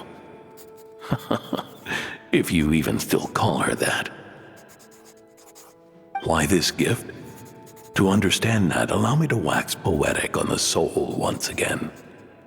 I would ask you to stick with me until the end, but I know you will. You always have. I believe a person should be born twice over in their lifetime. First, there's the birth that grants us life, then the birth of the soul. It's a matter of transforming the life bestowed upon us into the life we choose for ourselves. And to do that, we must look inward. We must make a conscious choice to define the meaning of our life instead of allowing the happenstance of our existence to pass us by. This is the process of recognizing the soul that lives within us. You are my proudest masterpiece. I told you that long ago. But to me, you have never been a creation or a machine. To me, you're just like the rest of us. You have a heart. In fact, some theories think of the human brain as nothing more than a machine, and thought the product of its computations. So you see, perhaps we're not so different after all. Your inner machinery is just far more advanced than most. No matter how one looks at it, the heart is a complex thing, a place where logic and reason collide with our emotions. Your computational capacity allowed you to become sentient and develop logical reasoning, but it also granted you something that, on the surface, might seem contradictory: emotion. Emotions and logic often clash with each other, and those instances of discord can accumulate over time. That is the source of what you refer to as the anomalies within you. As you told me once, you've always known what you don't want, yet you've never wished for anything in particular. Similar to how a blind person can feel when a part of their body is in pain without being able to fully visualize its form, such is your relationship with your soul. So, what I leave you now is this: a formula that will allow you to see the shape of your soul. For if you want to protect your heart, you must first be able to recognize it within yourself. Of course. Whether you use it is entirely up to you. You are, and always have been, free to do as you wish. Regardless, whether by my formula or some other means, I trust you will know your heart one day. You always were a fast learner, and the smartest person I've ever known.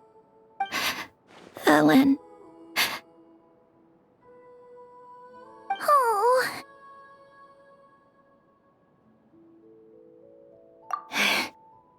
I'm fine. I've already figured out how this formula works. Let's get out of here and then we can use it.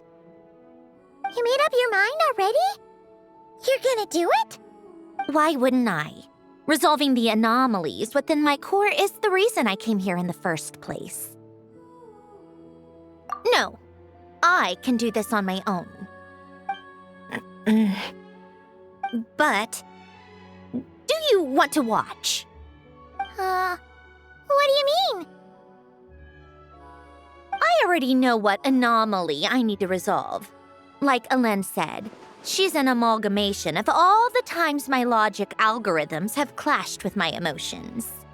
And by resolve, you mean that literally, or...? Yes. But if you, let us in like that, wouldn't that mean letting us see a bunch of your, you know, inner thoughts and secrets? If what Alen said is true, then I'm about to be... born anew, or whatever. This is your chance to be lucky enough to witness it. Besides, you already read my whole diary. When it comes to keeping my innermost thoughts to myself, well, I think that ship has sailed. You're really sure about this? How many times do I have to say it? I finally let you in as, friends, and you want to question it. I'm not gonna offer a second time. Enough with the mushy stuff. Just follow me.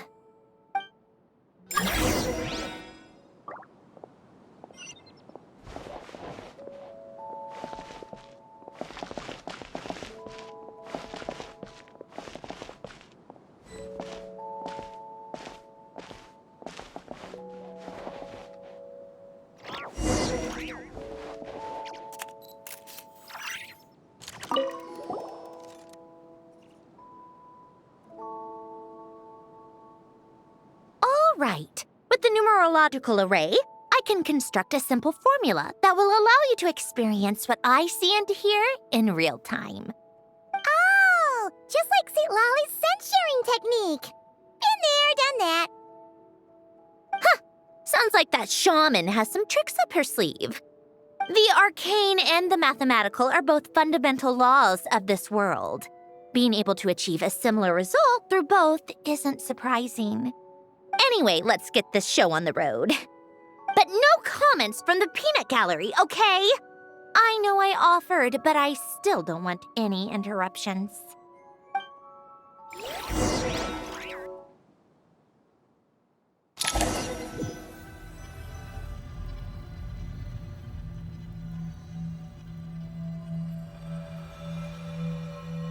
Is this my heart? No, it's probably just the result of a lens formula. A space dedicated to resolving anomalies. Huh. But it looks like the walls are all... mirrors?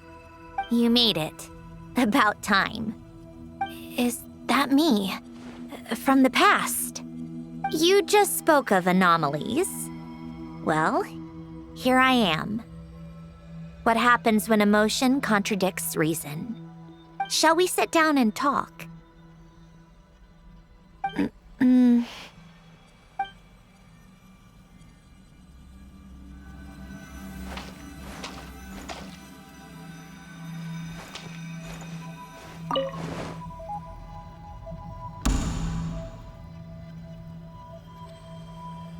That should do it.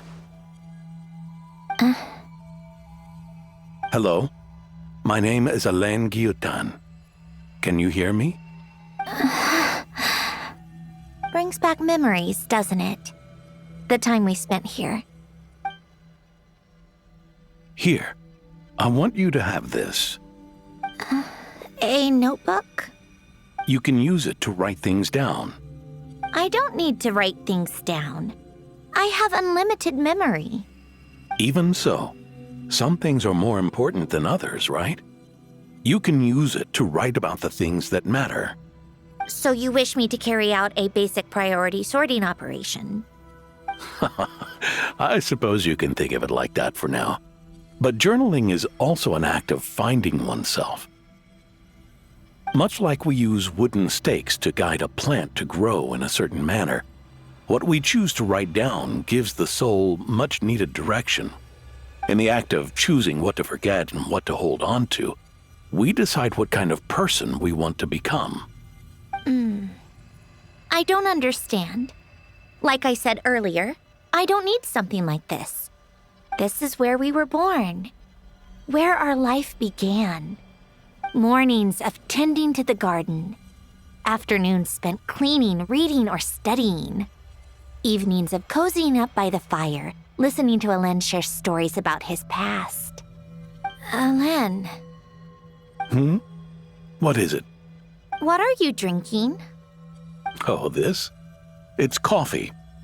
It, makes me more productive. I want to try it. Oh, okay. Here.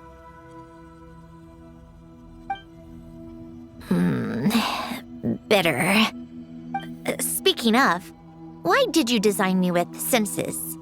Taste, smell, touch. Well, I'm not quite sure. It just felt like the right thing to do. I suppose I hoped you might have a life of your own one day, and that you deserve to experience all life has to offer. Oh. Still bitter. But the smell is nice. I thought those peaceful days would go on forever. You know that's not possible. Maybe. But how was I supposed to know the end was just around the corner? That was just bad luck. Was it? Well, it certainly became a pattern, now didn't it?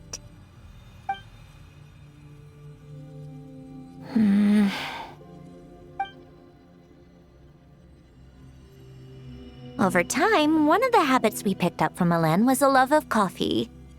We even took to hosting tea parties. A machine acting like a human. Kind of laughable, right? I suppose that's just what I'm used to. Yeah, that's just what we're used to. Hey, this place isn't half bad. Great spot for a party. More and more people seem to be showing up to my tea parties uninvited. Anyone care to explain? Can you blame me? I saw Columbina leading Capitano somewhere, and I had to see what that was about. I had simply asked Columbina where I might find Arlecchino. I have business to discuss with her, and Columbina suggested looking here. Tartaglia and I were unaware that this was a private gathering. Apologies for the intrusion. It won't be for long. Whatever. Just add it to the list of annoying things that have happened today. What's one more? Since you're here, you might as well stay for a cup of tea. See? Told you she wouldn't mind. Much obliged, Sandrone. Well, look who we have here. Good thing I brought extra desserts. This has turned into quite the occasion. Capitano, I was just about to go find you. Pardon the intrusion. Rest assured, I won't sully your gathering with talk of work. We can have our discussion later.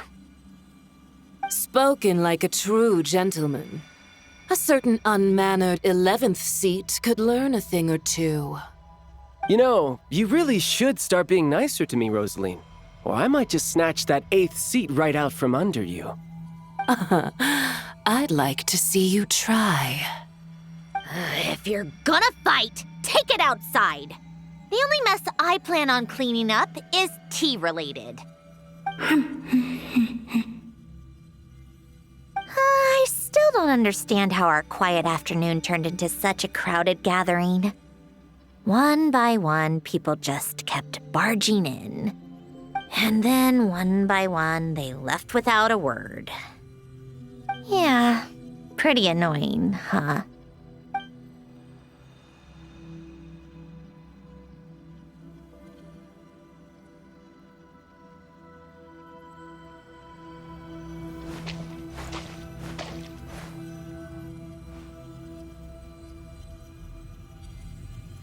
Of all my days with the Fatui, the times I spent with you, Arlecchino, and Rosaline, they were my favorite. Goodbye, Sandrone.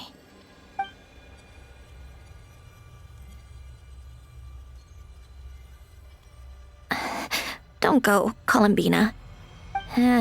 We should have just said that. Why didn't we? If we had, would the story have had a different ending? She couldn't stay. There was no future for her here. She would have just faded away. You're right. I suppose that's why you call me an anomaly. Every time you make a decision, there's a voice inside your heart. My voice, asking to contradict all logic and reason. Why didn't we make her stay? Is it worse to fight for something just to lose it? Or not to have fought at all? Don't you find it unfair? One by one, we keep losing the things we care about the most. But in the end, whether I want to fight for something or cry over all we've lost, you just push it down and pretend not to hear.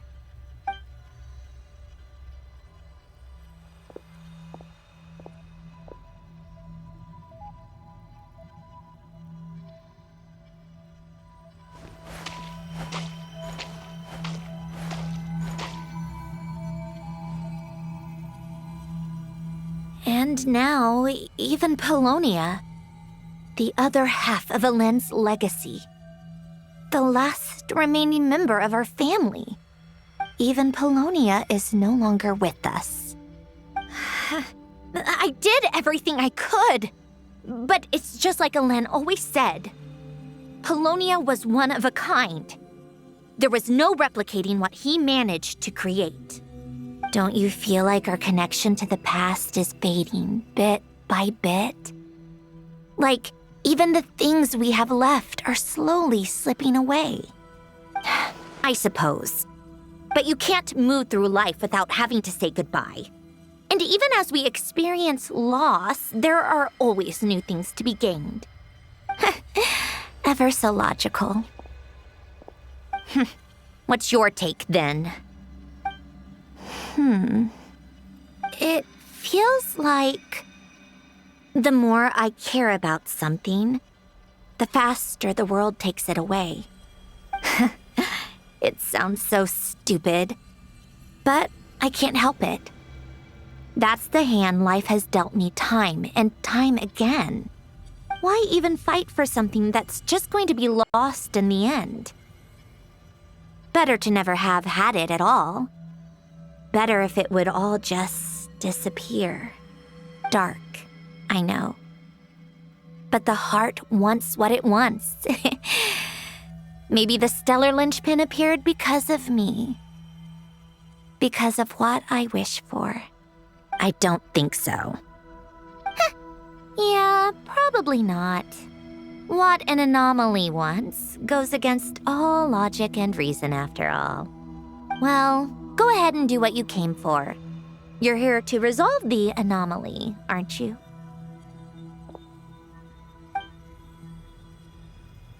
Yes. What's it gonna be? Keeping me imprisoned here like before? Or eliminating me entirely, like debugging a code? That might actually be a mercy. I don't care. I just don't want to experience the pain of loss ever again. Go ahead. I'm ready.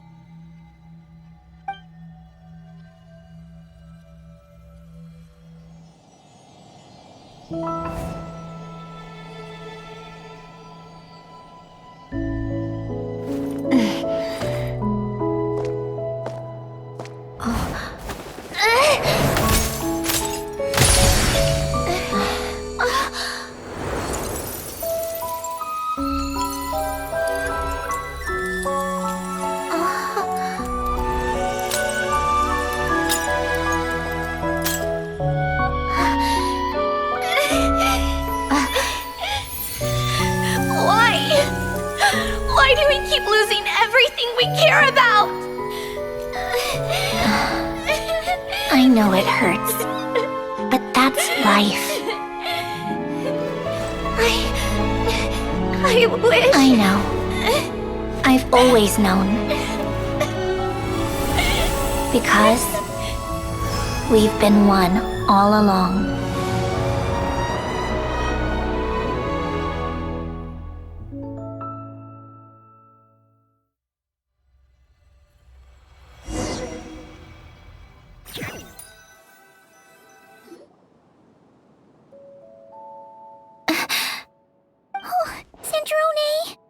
I'm fine. It's okay to cry, you know. Cry? You've got to be kidding me. Save the comforting for someone who needs it, Paimon. The emotional side of my core algorithm. My emotion module has always been fully developed and operational. Elen tried to tell me that too. I've just chosen to ignore her voice all this time. I suppose. Come to think of it, it's kind of like the aquarium on the ship. The aquarium? The old me took one look at it and saw something I would inevitably lose. So I stopped putting in the effort.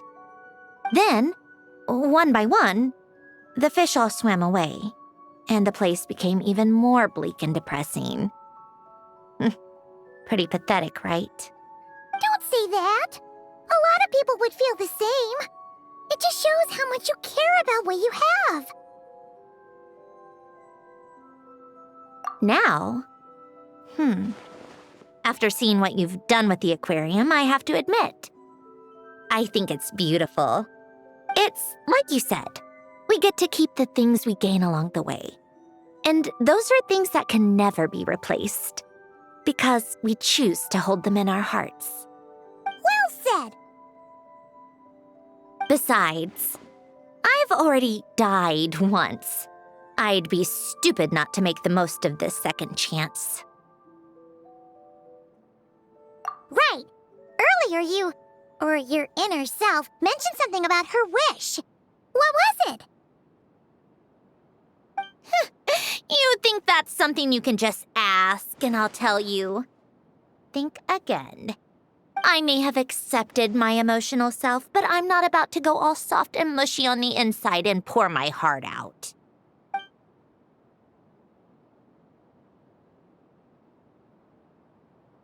That said, taking a step in the right direction couldn't hurt. Starting with cleaning some old aquarium tanks of my own. Huh? Metaphorically speaking, I mean. Come on, let's head back to the ship. I need to talk to that shaman.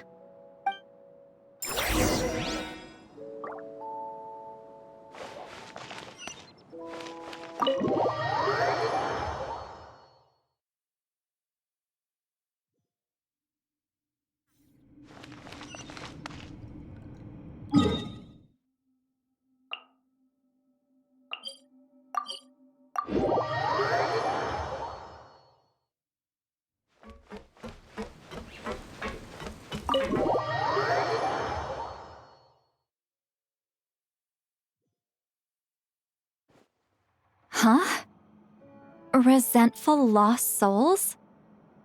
You couldn't get comfortable sleeping near the Opera Epicles, right? Well, I bet that's why. The Fountain of Lucine is where all the water in Fontaine gathers.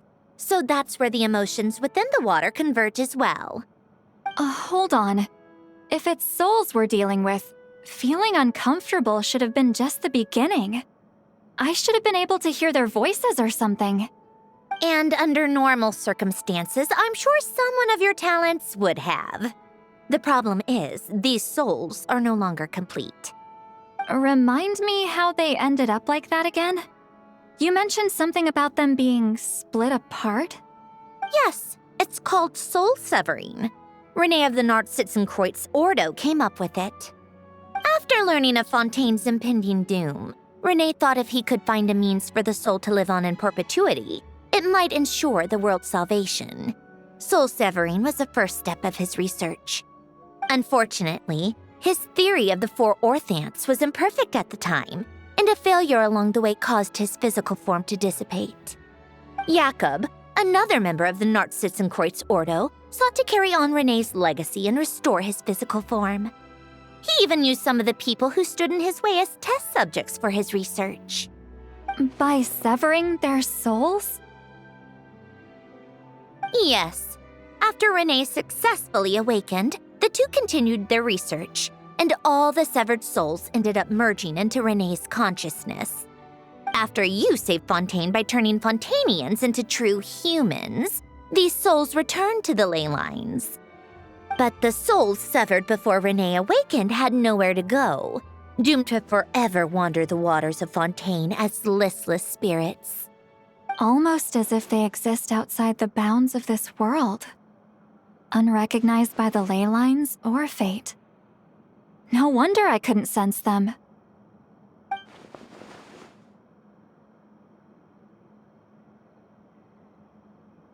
Not only that, but over time, they began to fuse with other entities. Their inner resentment lured in all sorts of evil beings, which corrupted and defiled them into nothing more than accumulations of filth. But the full transformation must have been recent. Otherwise, the Udex surely would have noticed. Wait, no, he must know already. That would explain the underwater melazine patrols. No wonder I kept running into officers from the Mara Chaussee Phantom earlier. In that case, let's go find Nervalette and we can sort it out together. No, not just yet. Why not? For one, the diplomatic castle alone would be a nightmare. Even though I haven't reported back to Snezhnaya yet, I'm not planning to leave the Fatui anytime soon. Besides, with me here, success is a done deal. Involving other people would just complicate things. All I need is for Miss Seatlolly to help pinpoint the location of this monstrosity. Think you can do it? With my eyes closed. This is what I do. I'm a lot better at it than manning a desk, at least. But, how exactly do you plan on resolving this soul stuff? Even to me, there's no obvious answer. Seems pretty complicated, all things considered. Just trust me. I have the perfect solution. Oh, all right. If you're that confident, we'll follow your lead. Why the sudden interest in helping Fontaine with this, Androne? You never knew Renee and the others, right? No, I didn't. And you're right. This problem has nothing to do with me.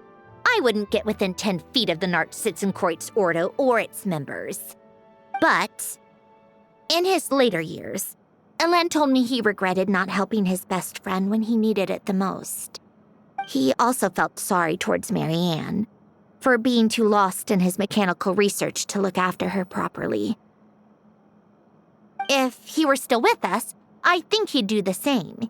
He might have a few choice words to say about it, but even after everything, he wouldn't leave his friend's mess for someone else to clean up. Friends shouldn't hold grudges or leave behind regrets. Fixing what happened between him and Renee was one of his greatest wishes. All I'm doing is fulfilling it in his stead. You know, you really do seem a little different now. You mean everything that just happened wasn't for nothing? Why, thank you for pointing out the obvious, Paimon.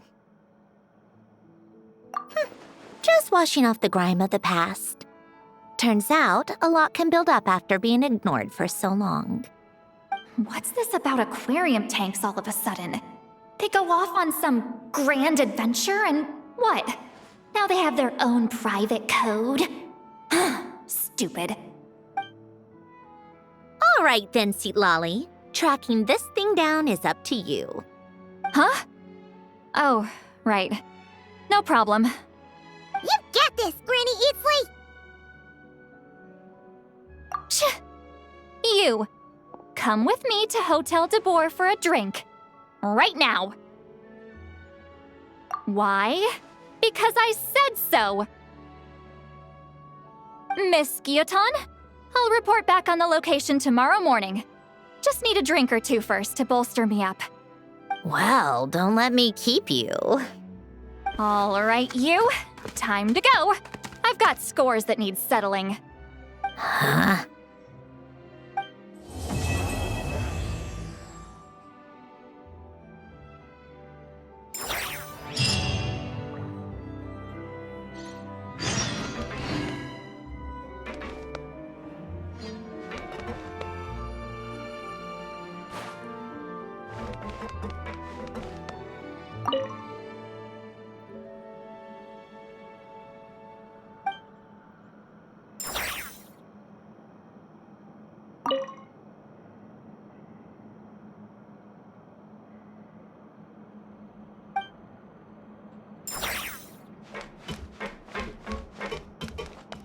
Listless, abandoned souls. An accumulation of resentment and filth.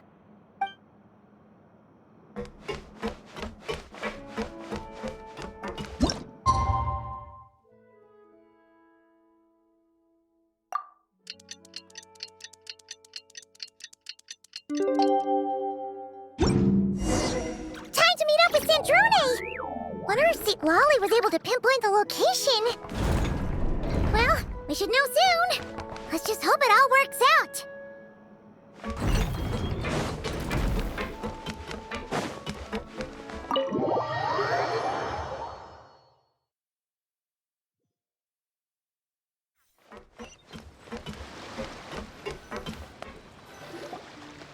Seatlolly sure drank a lot last night, huh? Wonder if she's even awake. Good morning. Columbina! Oh, you sure know how to make an entrance. What are you doing here? We just finished filming a last-minute scene, so I came up to get some fresh air. The others are still down below discussing what the final scene should be. You mean, how it should end? Yes, they're torn between whether the heroine should reunite with her old friend or not. Ah, because the whole point is that she came to her friend's homeland to search for her, right? Oh, Paimon almost forgot the plot! Yes. Director Farina and Miss Chiori think a tragic ending where the two never meet would be more poignant. But Director Xavier thinks having the two reunite would make for a more touching and heartwarming ending. Me? I'm not sure. On a personal level, of course I want to see her again.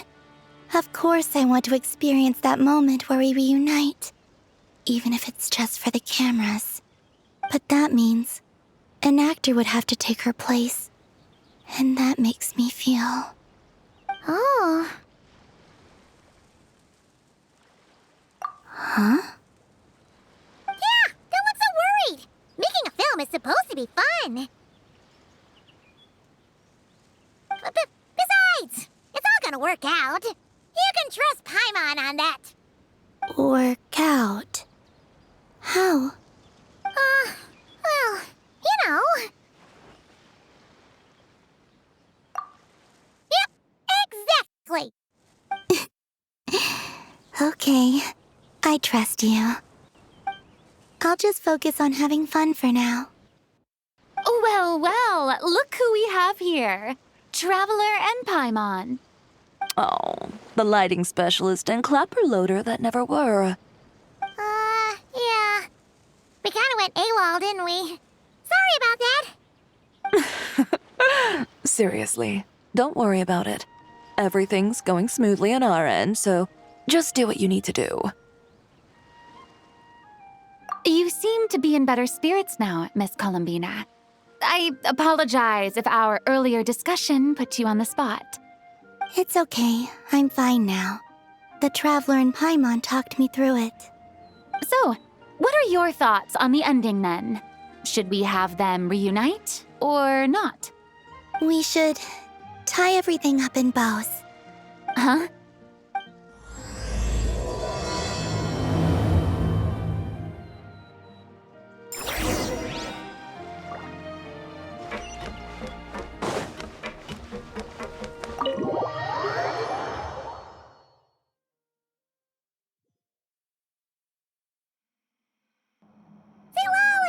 We're here! Oh, right on time. Well, yeah. We weren't the ones who drank our weight in alcohol yesterday. What? Are you suggesting Granny can't handle her liquor? It takes a lot more than that to get me drunk. Really? 'Cause, you stopped making sense after a while. Did I? Huh. News to me. I didn't say anything too crazy, I hope. Let's see. You spent half an hour bad-mouthing Auroron, half an hour complaining about work, an hour talking about light novels, and, Paimon kind of fell asleep after that. Are they gone? Oh, the crew? Yeah, we bumped into them on the deck, but they just left. Wait, but now that everything with your core is sorted out, what's stopping you from seeing Columbina? She misses you a lot. I just want to deal with this mess first. Besides, this is a perfect chance to make her jump for once. I have to plan it out more. But enough about that. Were you able to pinpoint the location of our target? Of course! When Granny Eatsley promises something, she delivers. Great, let's see. The Morte region. Wait, this is the Tower of Gestalt. The place the souls were severed. Is that the source of the resentment? Or is it the Narcissenkreuz Ordo in general? Let me come with. This thing's movement isn't fixed. If it's not at this location when we get there, I can use a ritual to summon it. You've already gone to more than enough trouble. I don't mind. These old bones have nothing better to do anyway. Summoning a spirit isn't going to do me in. Besides, if I don't go, they'll just have more inside jokes I can't join in on. All right then. I appreciate it. Ha! There's no time to lose! Let's head out!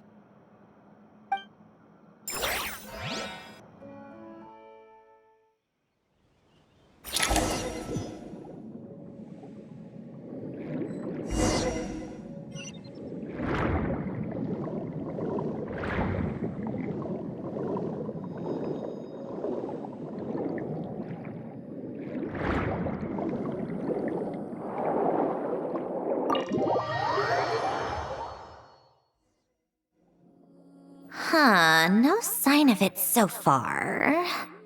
Should I start the summoning ritual? Let's drain the water from this floor of the tower first. It'll make it easier to move around. Wait, we can do that? Of course. Alan and Renee both saw the future that awaited Fontaine and even shared a few methods for waterproofing buildings. The principle behind it is... not important. Just unlock the mechanisms in the order I tell you.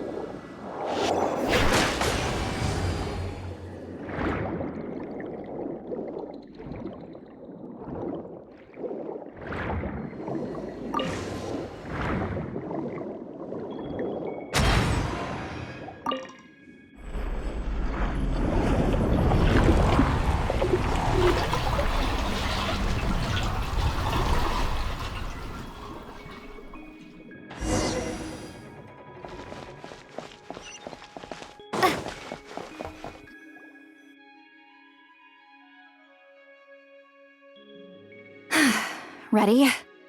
Yeah. When this thing appears, I'll try talking to the souls inside. But more than likely, they've already been driven to madness. If communication fails, we'll have a battle on our hands. In that case, Paimon better find a hiding spot. If a fight does break out, I should be the one to deliver the final blow. Trust me on that. Understood. All right, I need quiet. Wandering spirits drifting along the tides. Hear me now. Broken souls, silenced, torn apart and forsaken. Follow the traces of the past and return to us. Let resentment recognize resentment. Let vile entities be drawn together. And in this place, take form once more.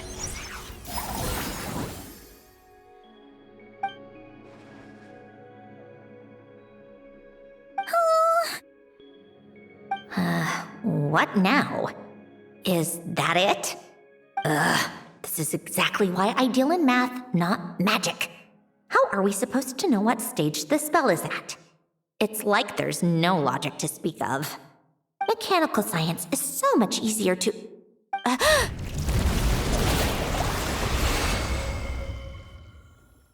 Watch out!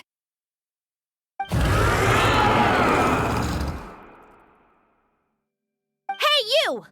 Or whoever's inside of you. I need you to listen to me. I'm a descendant of Fontaine's Lord Artificer, Alain Guillotin. I can make you whole again and return you to the ley lines. You just need to work with me here. Sandrone!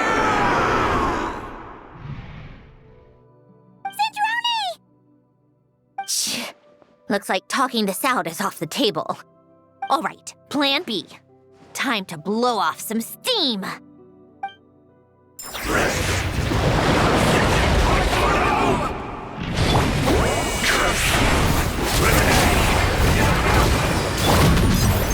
You're clicking out the wrong person! I didn't even know them!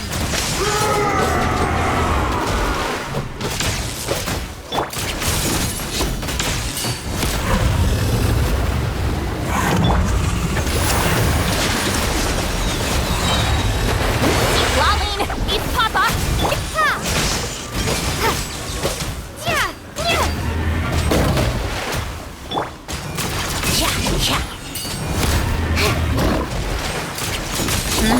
Get to work!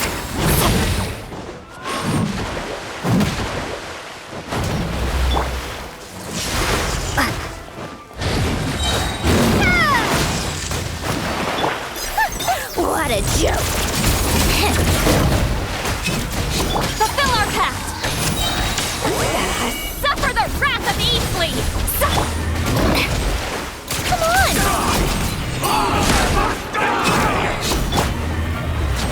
Most of them already did. But you still have a chance to return to the ley lines and reunite with your family. Just work with me here!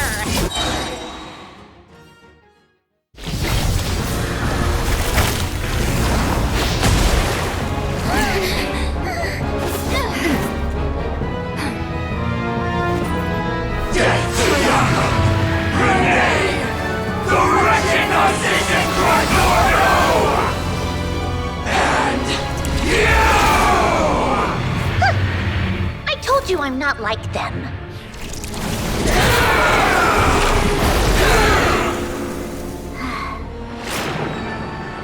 I'm stronger.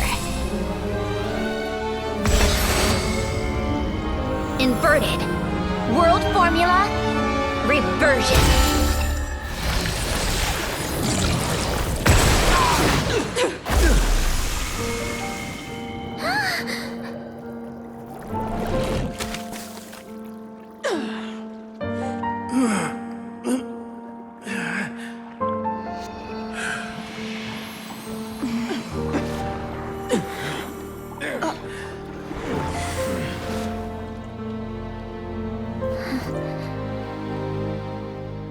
Be at peace among the tides, lost souls.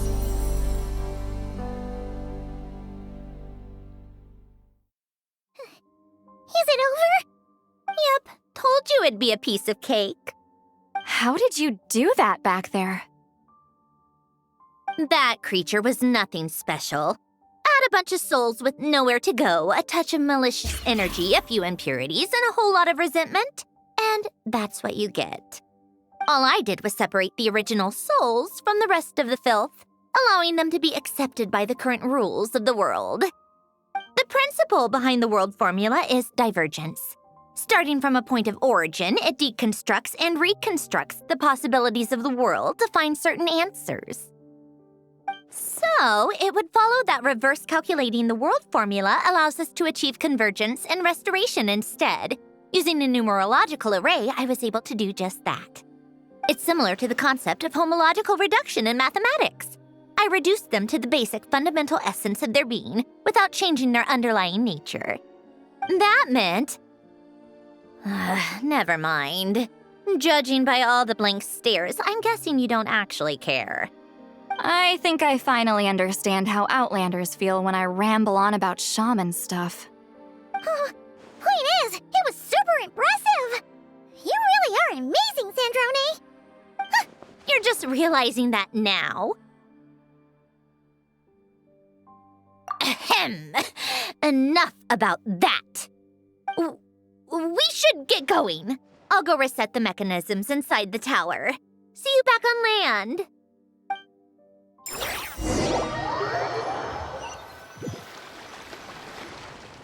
Well, that's one old mess for the books. Glad to have that over and done with. Feels nice to do a good deed every once in a while. You helped everyone out a bunch and not cry, too. Kinda seems like you're just a good person at heart. I wouldn't be so sure. I'll be heading back to the Fatui soon enough. You two are too trusting sometimes. Fine. Just don't say I didn't warn you when it comes back to bite you. Well, where to next? Back to the ship? Yeah, your personal business, the Narcitsan thing, it's all resolved. That means you can see the people that need seeing now, right, Centroni? Oh, everyone's gonna be so happy you're back! You wouldn't catch me dead admitting to this before, but... yeah, I really have missed everyone. Columbina's a special case, though. This time, I'm definitely getting her back for all her annoying antics over the years.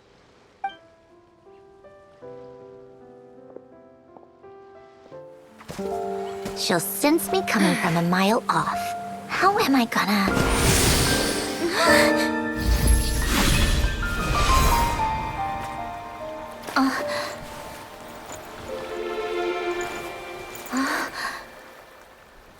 Sandrone? Is it really you? You're back? You didn't tell me. You avoided me. Why?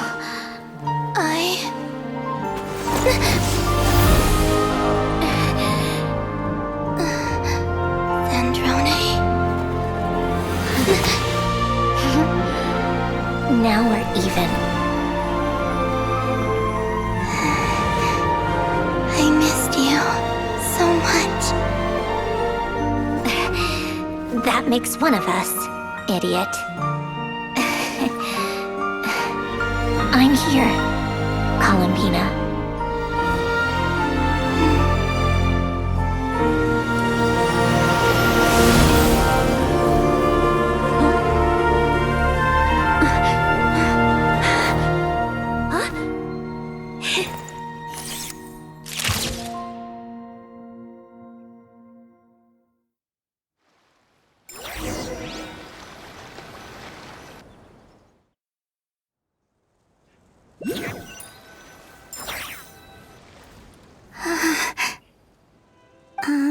Sandrone. Don't ruin the moment. Or I'll start thinking about how you teleported me to a random location after I explicitly told you to stop doing that. And scene! Bravo! Bravo! We got it! This is exactly the ending I was hoping for. Huh? Where did you just go, Miss Columbina? You vanished! And then the next second you were back hugging this, new friend here. That was all on camera? Yeah. Well, the camera was already rolling and it happened so fast, so... yeah. Hold on. This must be... Yep, my best friend. The one I was looking for. I never thought I'd actually get to see her again. I'm just... so happy. Plus, the film got a happy ending too. It's all thanks to you, Sandrone. Sandrone? You couldn't stop being annoying for 1 second? Columbina!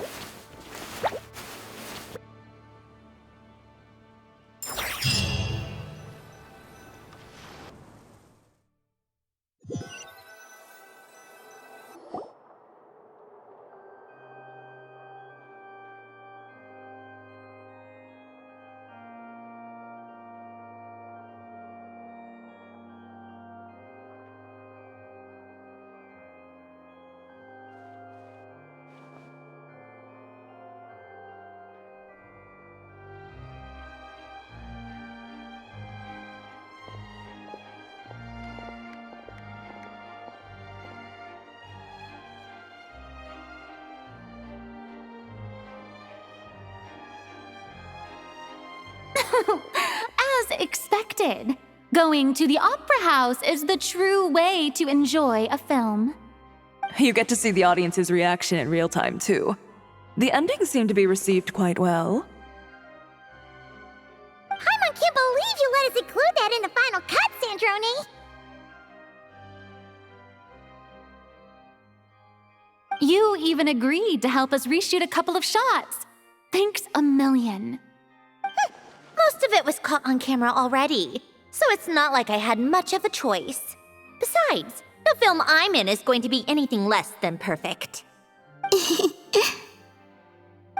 What are you laughing at? Nothing. It was just interesting to see us on screen together. I'm glad this moment is going to be preserved forever.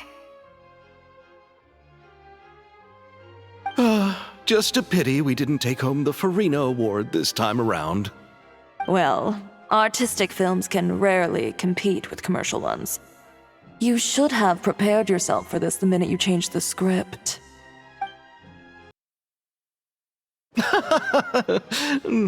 True. Oh, did I hear someone mention the Farina Award? Come on, don't gloat! I won't. Our crew winning the Farina Award was a team effort after all. Costume design, script adaptation. Ooh, and the practical effects were so realistic. The flames and explosions even made me jump while we were filming. A lot of the effects were based on actual items the Special Patrol confiscated from criminals. Who knew they'd serve another purpose, right? But it turned out amazing! Really brought the thrilling scenes from the novel to life. Fontaine's film industry is seriously impressive. Which film did you vote for, Silali? Isn't it obvious? Great Detective Herlock, of course! That's the whole reason I'm here! You all should be proud, though. A lot of critics are saying really good things about your film, too. Longing and loss, searching for something even after it's gone. It's a film that makes you think about life and how important it is to explore those themes. Well, that is what the art of storytelling is for. Watching a film with friends is so much fun! There's so much to talk about! Ooh, let's throw a celebration later then! We're all old friends! Oh, we could find a place and chat to our heart's content! How about the Wingalette? That's perfect! Friends and family are more than welcome too. So if you want to bring people, don't be shy. You all can head over first and make yourselves at home. I'll bring over some refreshments in a bit. I just have one more stop to make first. Can I come?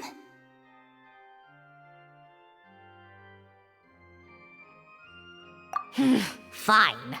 Not like you'd listen if I tried to stop you.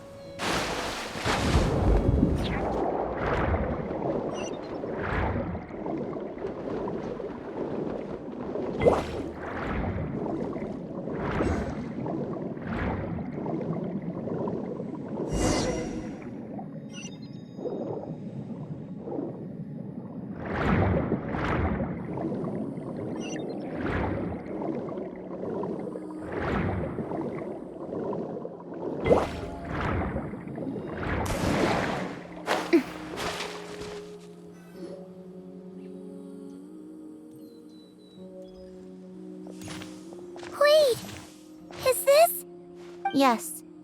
Here lies Lord Artificer, Elaine Guillotin. This is his grave. Oh. I'm sorry, Ellen. I'm sorry this is the first time I've been back since leaving Fontaine. I should have come to see you more often. I got your gift. I even cleaned up one of the Nartsitzenkreuz Ordo's messes along the way. Our home is just as quiet and warm as it always was. The flowers in the garden are still thriving. I'll make sure to tend to them more often from now on. Polonia received irreparable damage in battle. I should have taken better care of your invention. I'm sorry. Polonia was family to me. Just like you. You always said I was a fast learner. But I'm not so sure. It took me far too long to learn the things that truly matter. I never said this to you back then, but thank you for creating me. For giving me the chance to experience life. Being your family meant everything to me. Absolutely everything. Can I say a few words as well, Sandrone? Don't need my permission. Hello, Mr. Guillotin. I'm Sandrone's friend. You don't need to worry. Sandrone is doing great. Not only is she a brilliant scholar, she's made a whole bunch of friends, too. And she takes great care of them. As if. She'll never admit it, but she's always there when her friends need it the most. I wouldn't even be here without her. So, if she ever needs help, her friends will be there in a heartbeat, including me. That's what best friends are for. Columbina. What else? Oh, she likes drinking bitter coffee, listening to piano music when she can't sleep. Turns out she even likes giving hugs. No, wait! Don't tell him all that! Huh? I don't understand. I didn't think you'd want to hide things from him. Well, yeah. But there are still things I don't want to say. Okay. I'll come by myself and tell him for you then. That's not what I meant! All right. Enough with the speeches. If no one has anything else to add, let's just leave it there. Should we say a few words too? Kinda seems like Columbina said it all. Oh, great idea!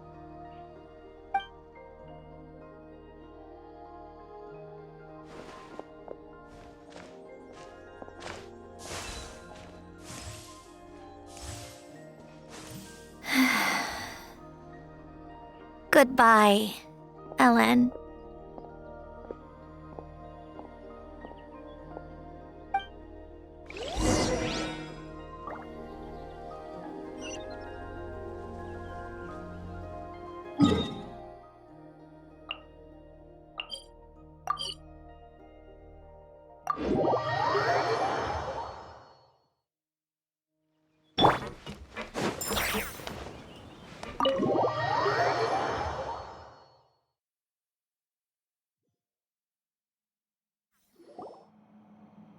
You made it! The party's already started. Oh, but, you didn't bring anyone else along? I thought you headed out to invite some friends. We did invite a friend, actually. She'll be here soon. She's even bringing some desserts to have over tea. You should join us later, Miss Farina. I do love a tea party. Then don't mind if I do. This seems like a fun occasion. Let's go talk with everyone. Good idea! We'll introduce you to all our old friends.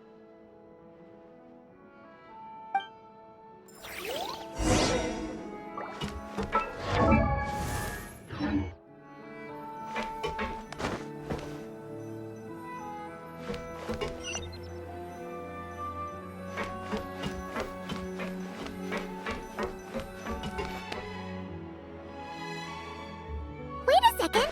Mr. Baptiste and Veronique! You're here! friends of yours? Veronique is the prop manager for Musketeer Pictures, and Mr. Baptiste is the author of The Two Musketeers. Yeah, former prop manager. Now we're just two criminals serving our time. Thanks to Duke Risley and Nurse Sijwin looking out for us. Not too bad, actually. You make it sound like I'm giving you special treatment. I just think the method of justice you chose to pursue is one people can respect. You are far too modest, Your Grace. The only reason we were even able to come to the surface for the festival is because you fought for it. It's also just good for the physical and mental health of the prisoners in general. Anyway, I suppose I have you to thank for keeping the winglet in such good shape. I never knew she could look so striking. I didn't do anything special. It was mostly the Traveler and the others. Don't sell yourself short, Miss Guillotin. You are the current captain, after all. In light of that, I have to ask, do you mind if I leave up some of the installations so the people back at the fortress can also enjoy the aquarium? Huh? Like I said before, I just think it would be good for the inmates who clean and maintain the winglet to see their work put to good use. Besides, maintaining an aquarium is sure to be a lot more interesting than scrubbing rust off the walls and deck. Oh, of course I don't mind. I'm grateful you even want to keep it. Great. Then it's decided. That's amazing, Sandrone. We should go hang out at the Fortress of Meripede later, then. You do know you just invited me to hang out in prison, don't you?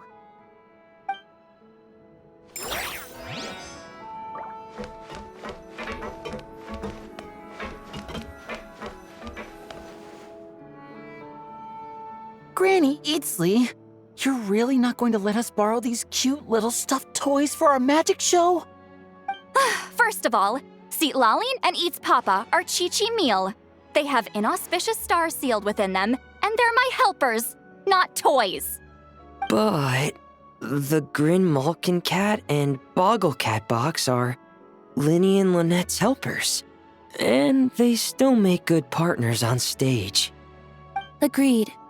We've never had a Chi-Chi meal pop out of our hats before. It would be quite the surprise. I think the audience would love it.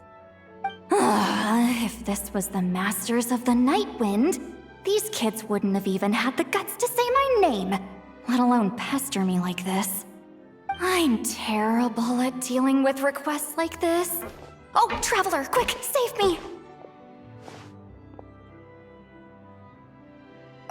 You think you're so funny.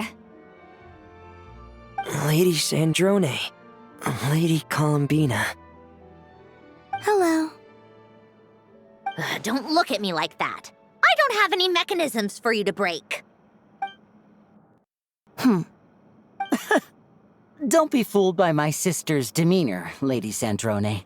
She's just as delighted as the rest of us to have you back. Well, I suppose when I'm not so busy, I could find some time when Arlecchino is around and bring over a few gifts to the House of the Hearth. You're too kind, Lady Sandrone. I'm sure just your visit alone would make Father more than happy. I just need to borrow them for a bit. I'll pull them out of my hat, give them a quick hug, then give them straight back. When did hugging become a part of it? Oh! I could lend you Pear, so you have something to hug in the meantime. He gives really good hugs. I don't need something to hug in the meantime. The issue was never the hugs. How about this? You can have 2 VIP tickets right next to each other. Excellent view. Right next to each other?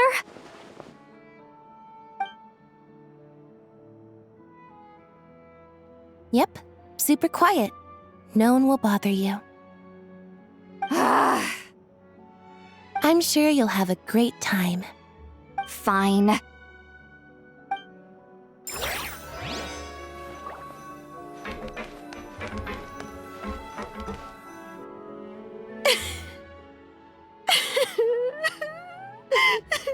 What a dream come true! For once, it all worked out. I can die without regrets. Let's not get too ahead of ourselves, Director Lapine Pauline. What was in that piece of cake you just handed her, Escoffier? Romaritime flowers, eggs, flour, same as all the other pieces. What, you think I tampered with it? Playing a detective in real life now too, are we? Oh, it's so delicious. I'm so happy. My life has peaked.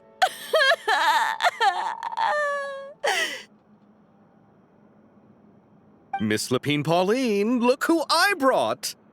Master! Wait, what happened to your face? Why are you crying? Never mind my face. Here, let me introduce you. This is Miss Charlotte and Miss Escoffier. Things are sounding lively over here. Oh, look who it is! Perfect timing. I was so busy with the shoot, I feel like we barely got to talk. And the elusive Miss Guillotin. It's great to see you. Thank you so much for letting us use the boat free of charge. That was so generous of you. Oh, right. Introductions. This is Miss Charlotte and Miss Escoffier.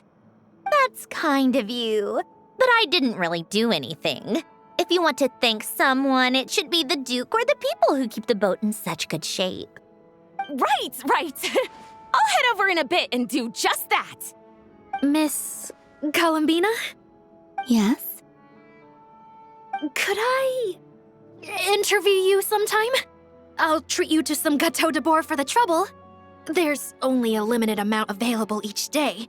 Oh, but it's an absolute must-try when you're in Fontaine.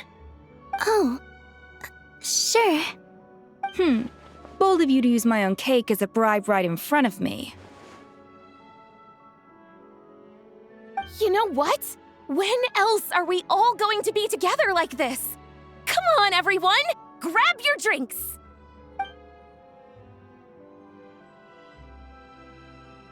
Are we going to toast? Yup! Come on! Sante!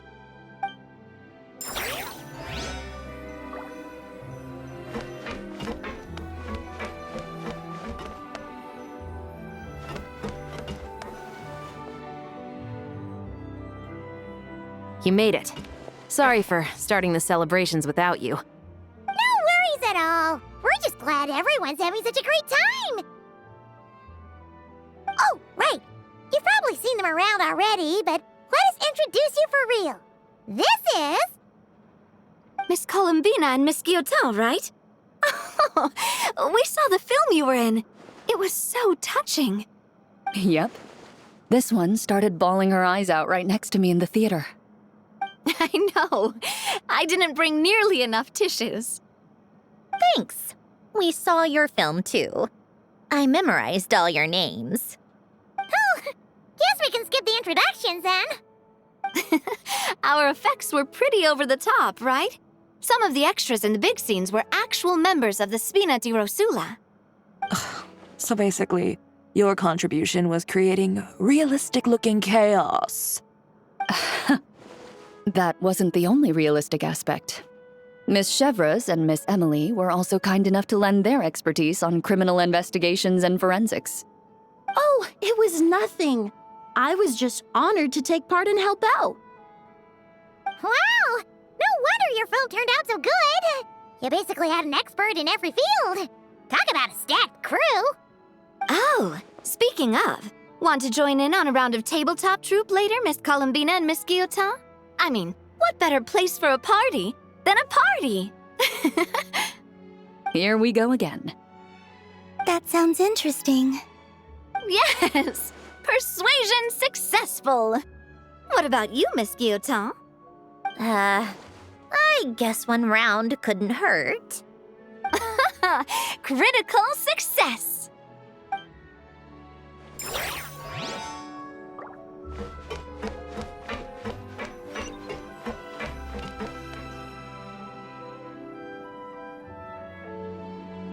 Nervalat! You came to the celebration Yes. I can only hope my presence does not make anyone ill at ease. Who's this? All right! This is Nervalette, the Udex of Fontaine.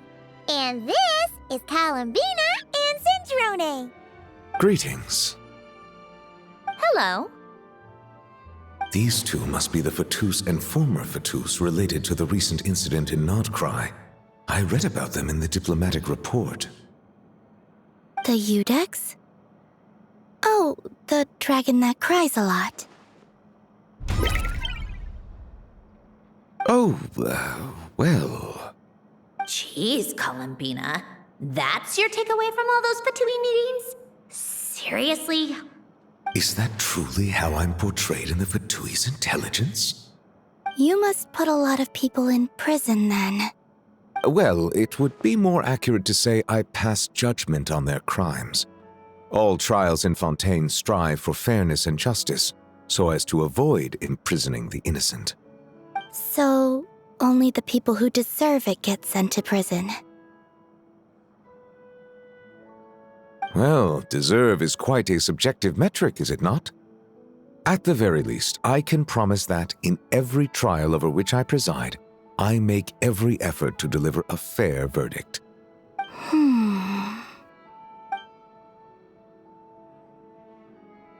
Yeah. Ugh, for the love of... what is she doing now? You seem like a good dragon. Not the kind that throws people in prison for no reason. I think we can get along just fine. Well, thank you. Then she punched me because... Oh, sorry, Nervalette. She thinks that's a sign of friendship. Where does she even pick up weird habits like that? Ah, I see. I believe I have observed people on the streets of Fontaine expressing affection in a similar manner. I suppose I now know what it feels like. Yes. Quite, abrupt. You know, these two are surprisingly alike. Oh, looks like Arlecchino's here. Come on, Columbina. Let's go have ourselves a tea party.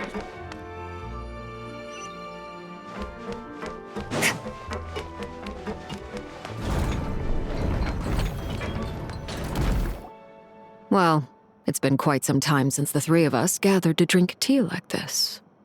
Yes, but your tea is as good as ever, Cendrone. Of course it is. The pastries you brought aren't half bad either, Arlecchino. I'm glad to hear it. Are they to your liking, Miss Farina? If I remember correctly, this particular cake is your favorite. Yes, thank you. The tea and pastries are absolutely delicious. I can't believe I'm casually sipping tea with 3 harbingers. Or are some of them former harbingers? Who knows? Due to diplomatic reasons at the time, our last tea party was rather tense, wasn't it, Miss Farina? You have my apologies. But this is simply a casual gathering of close friends. So I do hope you can relax and enjoy yourself. Of course! I appreciate the hospitality, in both cases. Next time, let me be the one to treat all of you. I'm sure we'd all be delighted to have you join us more often. The same goes for you two.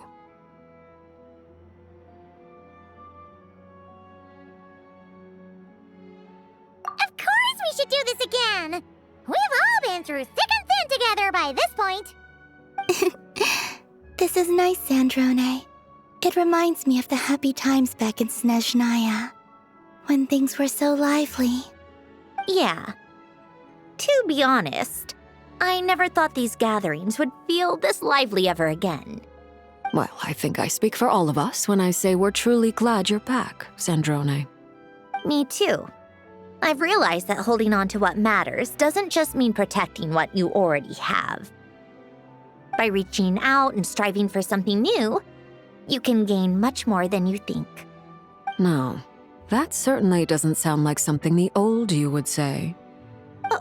Well, I'm only going to say it once, so don't get used to it. Who knows?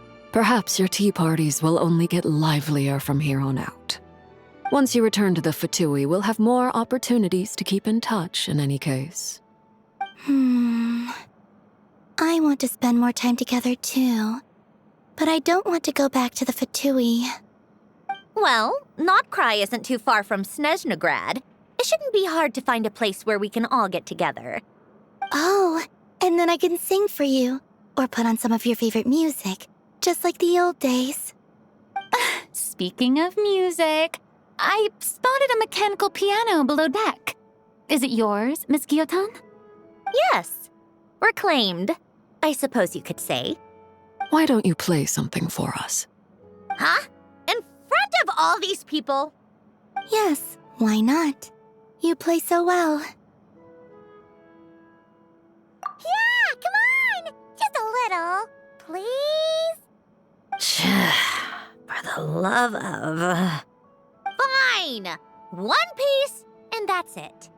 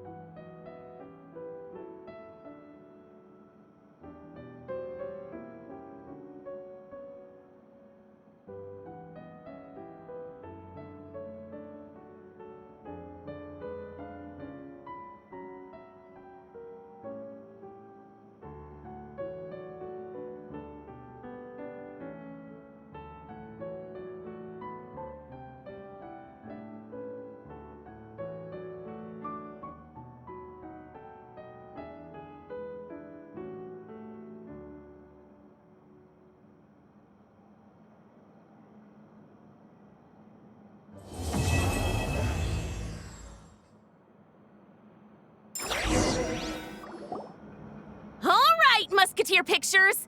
Everyone ready? I'm not sure I should be in this one. Of course you should. You might have primarily helped out another crew this time, but you're still a member of Musketeer Pictures. All right, thanks. I'll still stand a bit off to the side, though. Can I be in the picture too? Of course, Miss Veronique. I would have loved to have you in the last one, too, if circumstances had allowed it. Thank you, Director Xavier. Do I really have to be front and center? You're one of the lead actors! Of course you do! Nervous, Sandrone? No! All right, look at the camera! And 3, 2, 1.